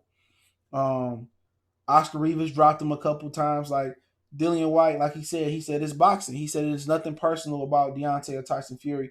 But at the end of the day, people thinking Dillian Whyte can beat Wilder, and Wilder smoked Dillian Whyte, and Wilder not gonna get his credit regardless. Whatever Wilder do, if AJ win after this, Wilder smoke him, he just not gonna get his credit. But ain't nobody care about Dillian Whyte. Tell Dillian Whyte to come to America and bust a move. Then tell Dillian Whyte fight Luis Ortiz. Tell Dillian Whyte to fight, one of these dudes over here. And let's see it. He need to run it back with Oscar Rivas and give him a fair shot, to be honest. But Dillian Whyte, don't nobody know who Dillian Whyte is over here. But if he got cleared by UKAD, salute to them. It makes no difference. He ain't no staple of the heavyweight division. If Dillian Whyte didn't exist, the division still would be doing the same. He ain't better than Dan Du Bois. He not better than Joe Joyce. I pick Joe Joyce to beat him. If they don't rob Joe Joyce, I don't think he that good. He struggled with Derek Chisora. Derek Chisora ain't nothing. He just lost to somebody in Monte Carlo not too long ago. Nobody checking for Dillian Whyte, bro. They still ain't addressed the gloves. Yeah, he had a little situation with his gloves. He did. win his Dominic Brazil fight. He called out he just called out somebody. Shit, who the fuck he just called out? Was it Charles Martin? He called out one of them heavyweights. Was it Kanowski or Martin? He called out somebody. Who is Dean Whyte or Bushido Boxing Salute? Y'all subscribe. Dean Whyte is husband. They ain't even brothers. That's his husband. That's Dillian Whyte's husband. I figured that out. They sleeping together. Kozlowski has smoked Dillian Whyte. That ain't no fight. Kanowski has smoked Dillian Whyte ass. If it's in the UK, maybe it's 50-50. Are you watching the match live here? No, I'm not doing a live stream. I'll talk about it when it go off. That ain't his brother. That ain't Dillian Whyte brother neither. That's his husband, bro. They ain't brothers. That's his husband. How much y'all want it back?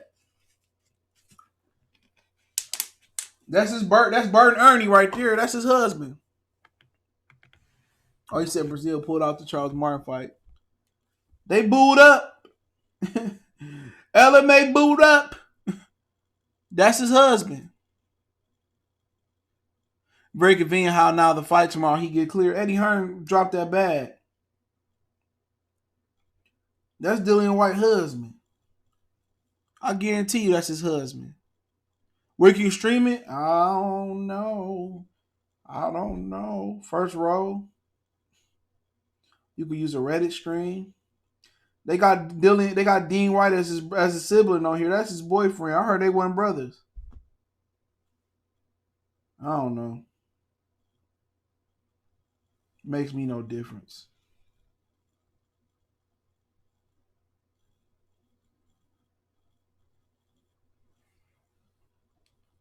There you go. Vidbox.exu. Igloo 2 salute.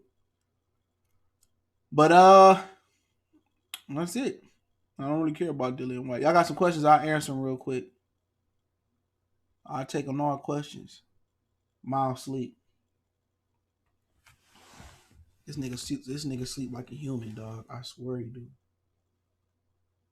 I'm gonna take him out for a walk tomorrow.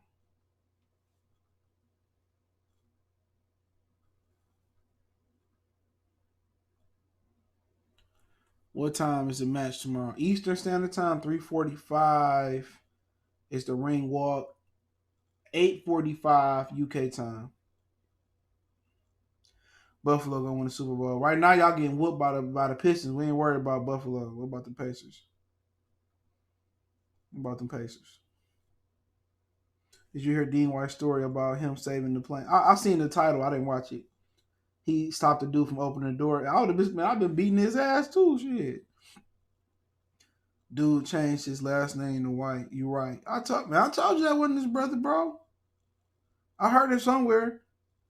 When 3:45 Eastern Standard Time, 8:45 UK time is when the fight started for Joshua and Ruiz. Those are the ring walks. Hunter Povetkin, I don't care. I don't know. I wasn't impressed with Hunter last fight. You think the weight will affect Ruiz? Nope. I don't think it's gonna affect him. Either way, if he need to go the distance, he gonna lose. He gonna get robbed. I think he said that he ate lunch, he ate breakfast, lunch, dinner, and did his daily routine. He said they had to weigh in too late. So he had ate 3 times. So and he had his clothes on. So in actuality, had they weighed in on UK time or had they weighed in like on Eastern Standard Time, Andrew Ruiz probably would have been 272 or 268 again without his clothes. You know, he said he put on 10 pounds because he ate all 3 meals. When he fought when he fought AJ before in Madison Square Garden, they probably weighed in about 1 p.m. Eastern Standard Time. And you know, he probably ate breakfast. This time he said he ate breakfast, lunch, and dinner. So that's what happened. And also he wore out his clothes on the scale. Last time he was down to his draw. So Ruiz about the same. I don't think the weight. People say, oh, he didn't train hard or this and that. People just want to convince themselves so bad and will themselves to think AJ gonna win. What about AJ body? AJ body looked like fucking Pookie from New Jack. It looked like Sang Song from New Jack City. I mean, Sang Song from Mortal Kombat. took his soul. Fuck Joe Joyce. Joe Joyce the truth, nigga. I'm a huge man. I'm gonna get Joe Joyce on the show. Y'all hating ass motherfuckers. Watch. I'm gonna get Joe Joyce on the show. I'm gonna get a Joe Joyce raffle glove. Y'all motherfuckers gonna try to raffle on it. Watch. Y'all gonna try to win it, man. I fuck with Joe Joyce. I don't care what y'all say. His 283 pounds weight for Ruiz going to be nah. He didn't. Nope.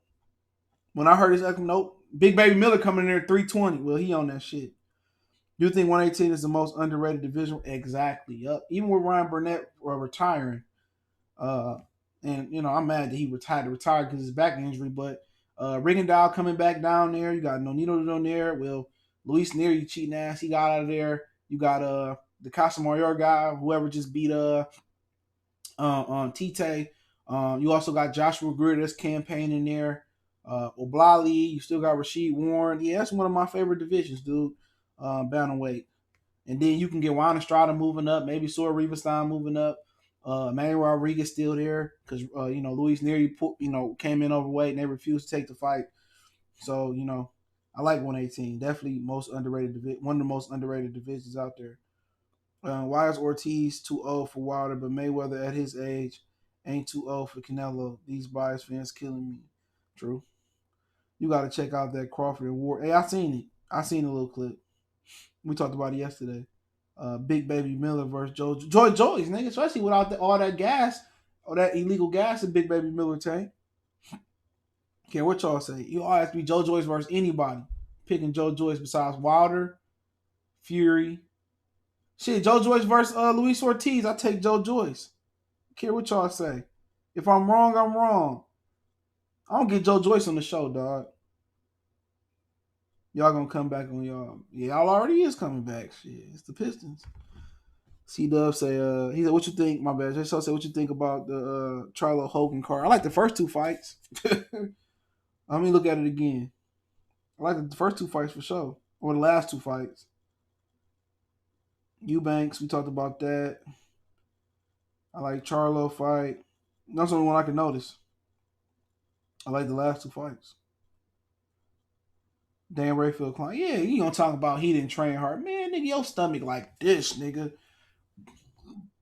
Dan Rayfield, like, just big for no... Just look big and stanky, dude.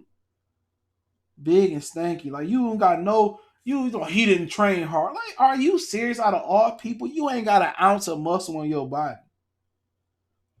No, AJ, you don't... Look here, man. You get a haircut before you go to where you about to fight at. Unless your barber travel with you.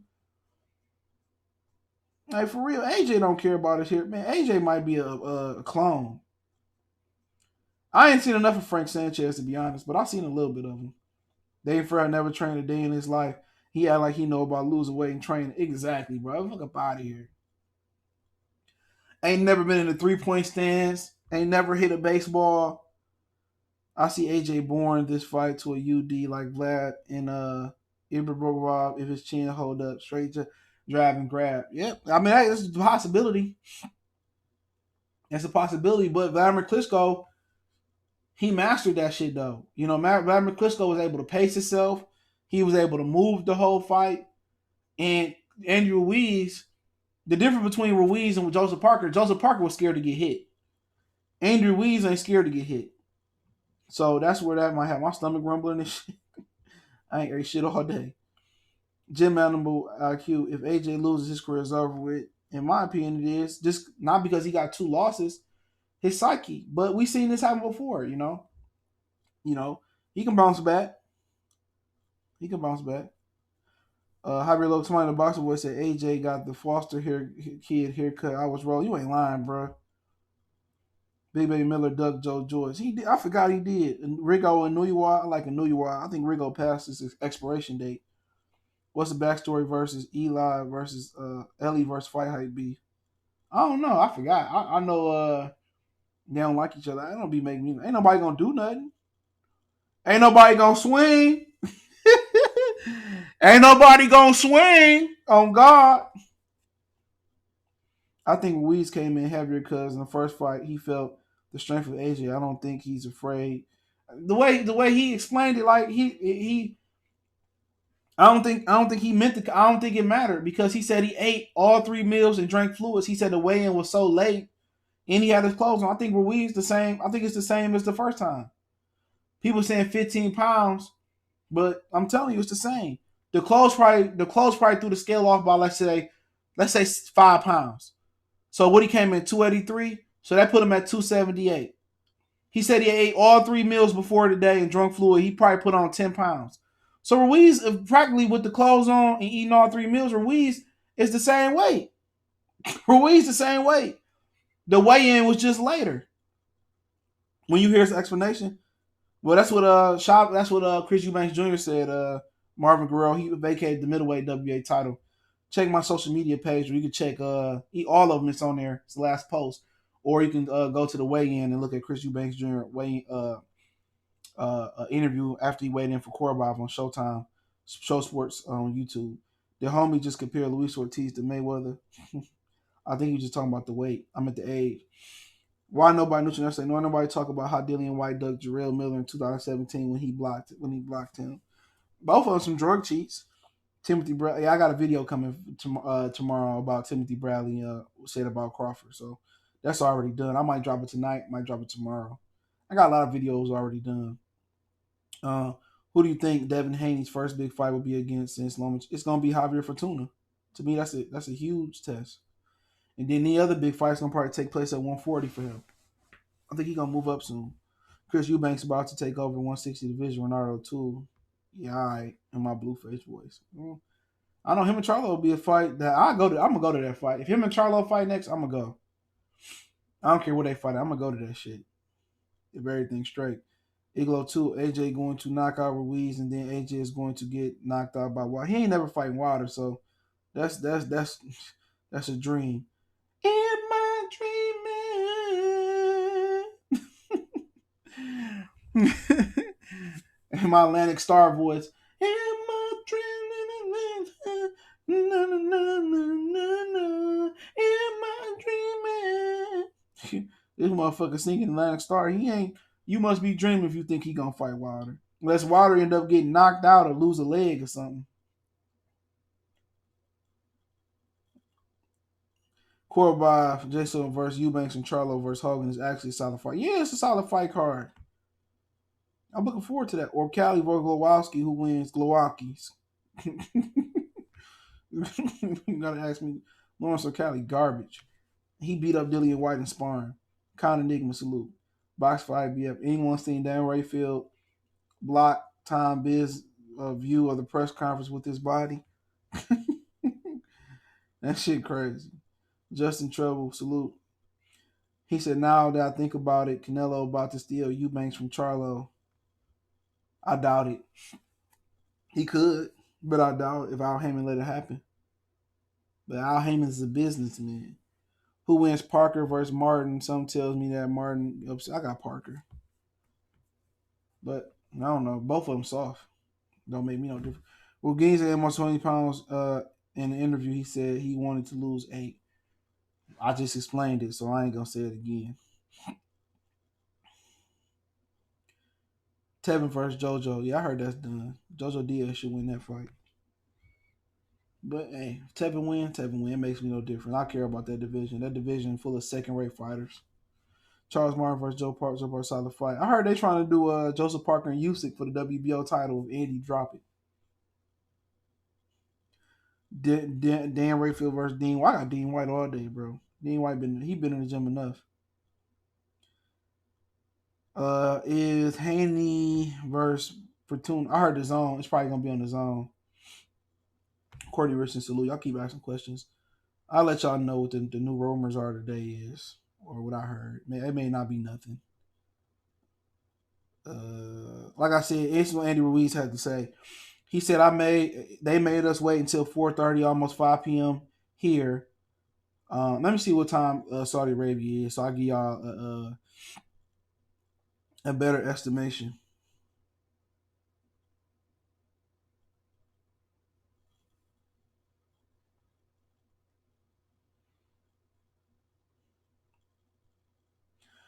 All right, hold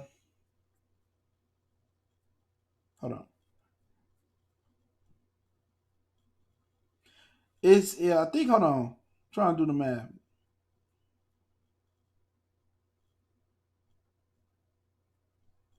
It's an 8 hour difference. So he said five p.m. there. So at the end of the, I don't. He said it's a 5 hour difference. So it's 8 where I'm at, and it's 5 where he at. And plus, remember he from Pacific time, so where he at now is 5 p.m. So it's actually a 12 hour difference. So if 5 p.m. there he made him wait, that's where he live at in California. That's 5 in the morning. So he says that they 5 in the morning his time, but 5 p.m. there. I already had ate breakfast, lunch, and dinner. I had on a sombrero and all my clothes. Where we said a lot of people are saying that I came overweight or this and that. We had to wait so long. I probably put on like 10 pounds just eating and drinking normally today. I read it again.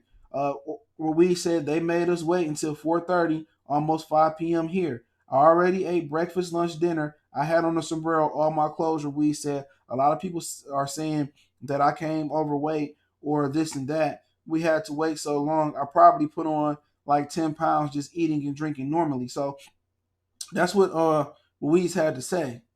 You know what I'm saying? So he on Pacific time too, where he coming from. So he ain't coming from where I'm coming, Eastern Standard Time. So that's what he had to say about that. So the truth moment of truth will come tomorrow. Remember the fight come on 3:45 Eastern Standard Time is the ring walk, 8:45 um, Pacific time, and I think 12:45 um, Pacific time, UK time 8:45. Excuse me. What else do we got here? Oh, Victor Postol and Jose Ramirez won't be unifying with Josh Taylor. They said to reaffirm the WBO convention, which is going down somewhere in China or Japan, is that Jose Ramirez and Victor Postol, winner February 1st, must defend against Jack Contrella. I think he beat O'Harry Davis 120 days by May 31st.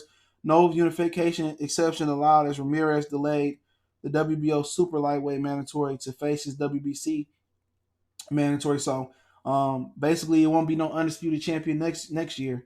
So Josh Taylor won't get his crack at the Jose Ramirez and Victor Postol winner because of boxing politics.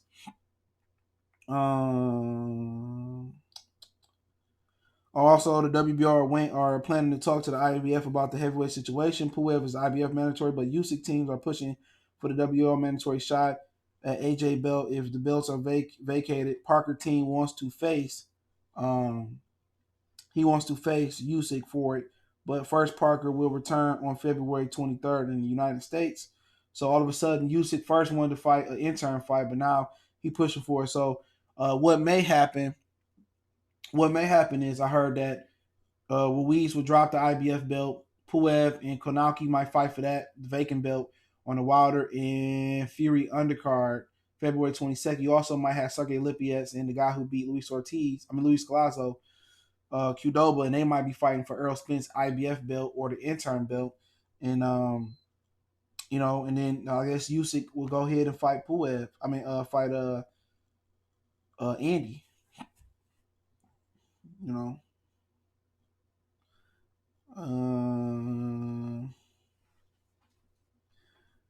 Said Dana White is going to meet with Floyd in March. They want to do a fight with Khabib or a rematch with Conor. Anything else? Oh, also heard this too, man. I might do a video, kind of mix some of this stuff together. Maybe a little rumor mill video tomorrow. I heard that they looking to do. Should I say it? Should I say it? Should I say it? Should I say it? Should I say it?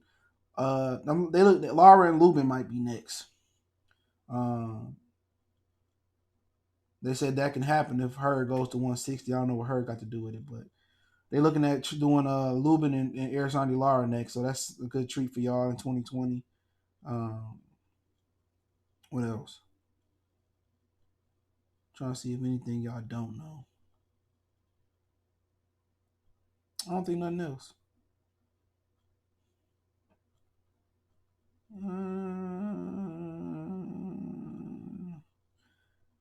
That's pretty much it. That's pretty much it. Mikey's supposed to tune up January, February, same thing. Then Fight Pack, and Floyd is coming back. So that's all old news. I've been already said so. So is that Timothy Moton guy good? How would he do again? Man, he only got like 2 fights. He only got like 1 or 2 fights, and I think, or he got a few fights. I think he lost. So I don't think he that good, bro. What you think about FMB DZ? He not. I don't listen to that. I don't listen to it. My girl listened to it, but I ain't never heard nothing by him. I don't listen to Dame Dot, none of them. I listen to Payroll, Kid, Sada Baby, and I just started listening to Sada Baby, T Grizzy, Big Shine. Trying to listen to anybody else. That's it. I might be missing somebody, but that's pretty much it. Oh, I listen to Peasy too, somewhat. He said, "You ever see Ness Ho old boy from High Hype and Danny Garcia gym? That was top 5 YouTube boxing moment." No, I ain't see that. When was that? Like last year?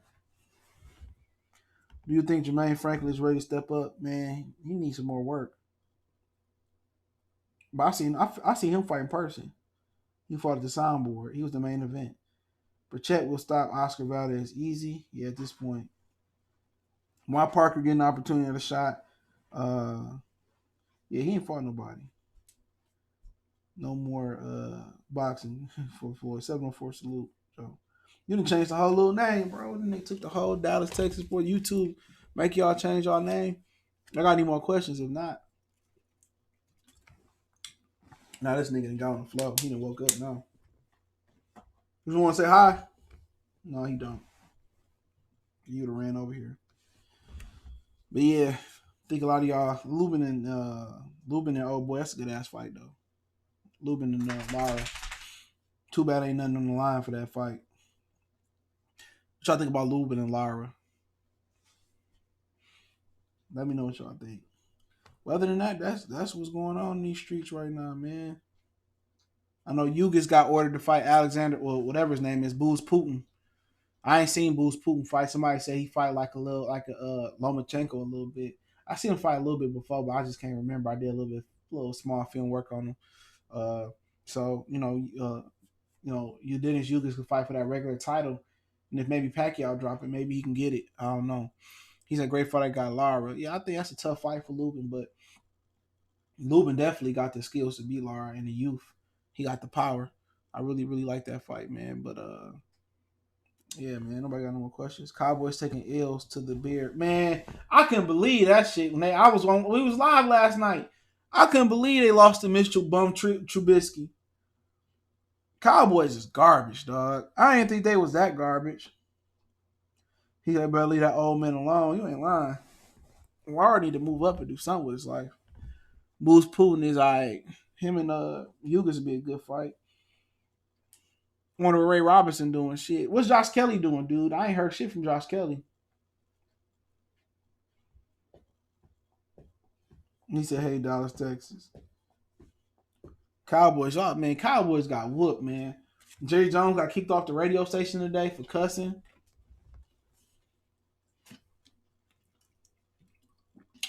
Cowboys, man. Y'all niggas need to get it together. Y'all here losing to the Bears. The Cowboys, man. I know we lost. We had a third string quarterback, first time backup quarterback. Shit crazy. Might got no more questions. We just sitting here. Damn, the Pacers came back and bust our ass. Ain't this about a blip?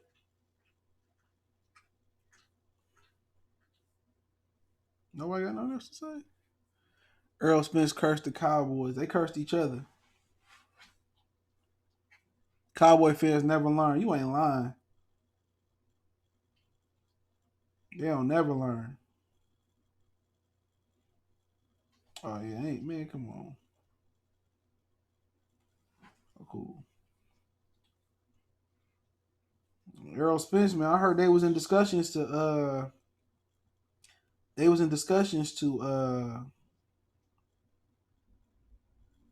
They were in discussions to make him the franchise or the whatever the other champion is, the Demetrius champion.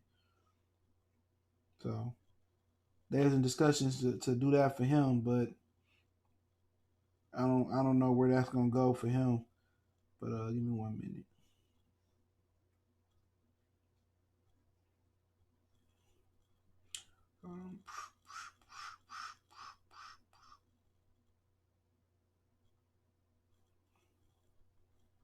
Let me see what else y'all got.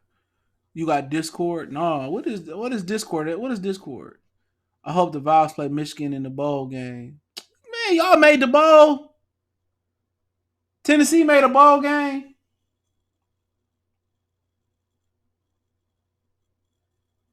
Tennessee, y'all won enough games to make a bowl.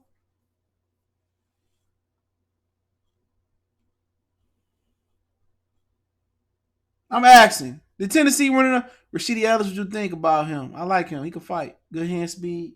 He better than his brother though. For sure, for sure.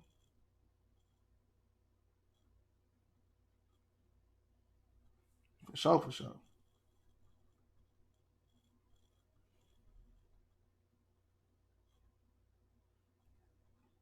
Hold on.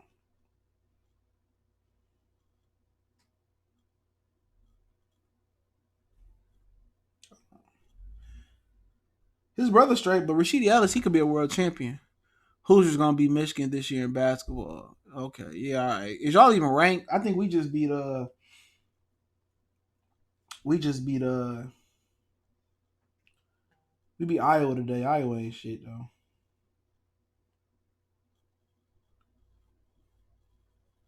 Hold on. Then we beat Iowa. We might have fucking around and lost. Yeah, they blown Iowa out by almost a dub. Discord is a 24/7 chat, I believe. Okay, I have to check that out. What you think about Treville Mason and the Golden Gloves boy at 54? I never heard of him. He said we won 5 straight. Who is we? Indiana?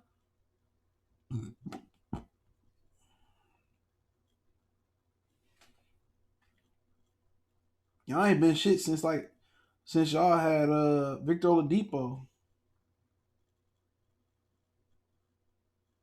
Hold on. Y'all play Wisconsin tomorrow. Man, I ain't playing nobody. I ain't playing nobody, bro. We can talk about Indiana. Do players still go there? Yeah, we 17th now. We beat Florida State. Okay, it's just another team to build our credentials. Why does Wilder rate Ortiz so highly? When is he done? Because people ducked him. Oh, you talking about Tennessee? Yeah, Tennessee got a good basketball team. Yeah, they got a good basketball program. Too bad Bruce Pearl had to leave. Yeah, because nobody want to fight Ortiz. Them UK bums didn't want to fight him. That's why they rate him. Fight him then. I thought you were talking about Indiana basketball. Tennessee always got good basketball. I remember they had like Scotty Hopson and too bad Memphis run the state of Tennessee in basketball though.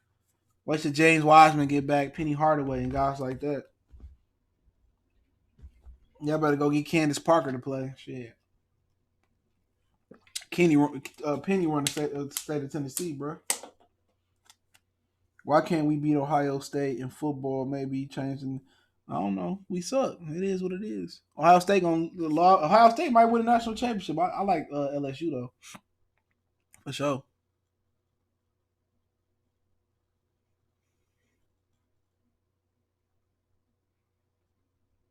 This nigga, man, he want to start barking. This nigga, man. This nigga, man. Say something, Miles. Say something.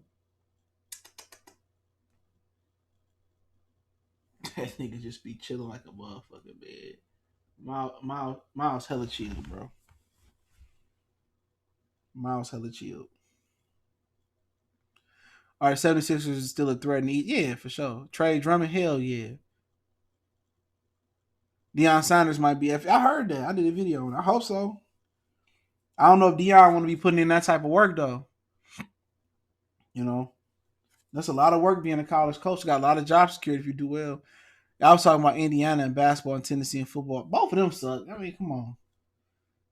Indiana football team might be better than Tennessee football. To be honest, they need to build Tennessee to like the ACC or some shit like that. To the Atlantic to the they need to move Tennessee to the MAC conference, bro. Do you think Gamboa can do an O'Neal Daenerys versus Tank? Nope, it's over with. He going to sleep. The Tank don't fight no risk. They know Gamboa old. Gamboa going for that ride. He going to see the Undertaker. He about to get some more. He about to get a mojito. He about to get a Aloha shirt. You know, he about to go into retirement. They got a new episode of the Meladorian on tonight too. We gonna watch that shit. I be watching them like 2 or 3 times. Yeah, come on, man. Tennessee football. I didn't know they had no fans left. Tennessee got fans left. You got a dog. Get your dog a Tennessee collar. I bet he take that shit off. Your dog gonna take that collar off. He gonna just squeeze it off his neck. Like, man, get that shit out of here. And they gonna take that. Nobody want to be no Tennessee fan. Tennessee volunteer. What is a volunteer? Like, nigga, we're gonna volunteer Captain Planet. He's our hero. Why don't nobody ever test Tank body? Because he got power. You go to the body, you open yourself up for counters. So a lot of people don't go to the body. Tank do be having a little pudgy body though. If Lomachenko fight him, I think Lomachenko put a lot of work to the body. Gamboa should go for the home run early if it's his only shot. You ain't lying. Gamboa stay on the flow though. He need to go to Tank body. Yeah, let me get off here. I gotta go pick up something, man. Appreciate it, man. It's a Tennessee fan. I ain't never met a Tennessee fan. Well, Colossal Sports TV, a Tennessee fan. I don't know how. They trash. But I appreciate it. Hit the subscribe button, bell icon button. Share the video. We out.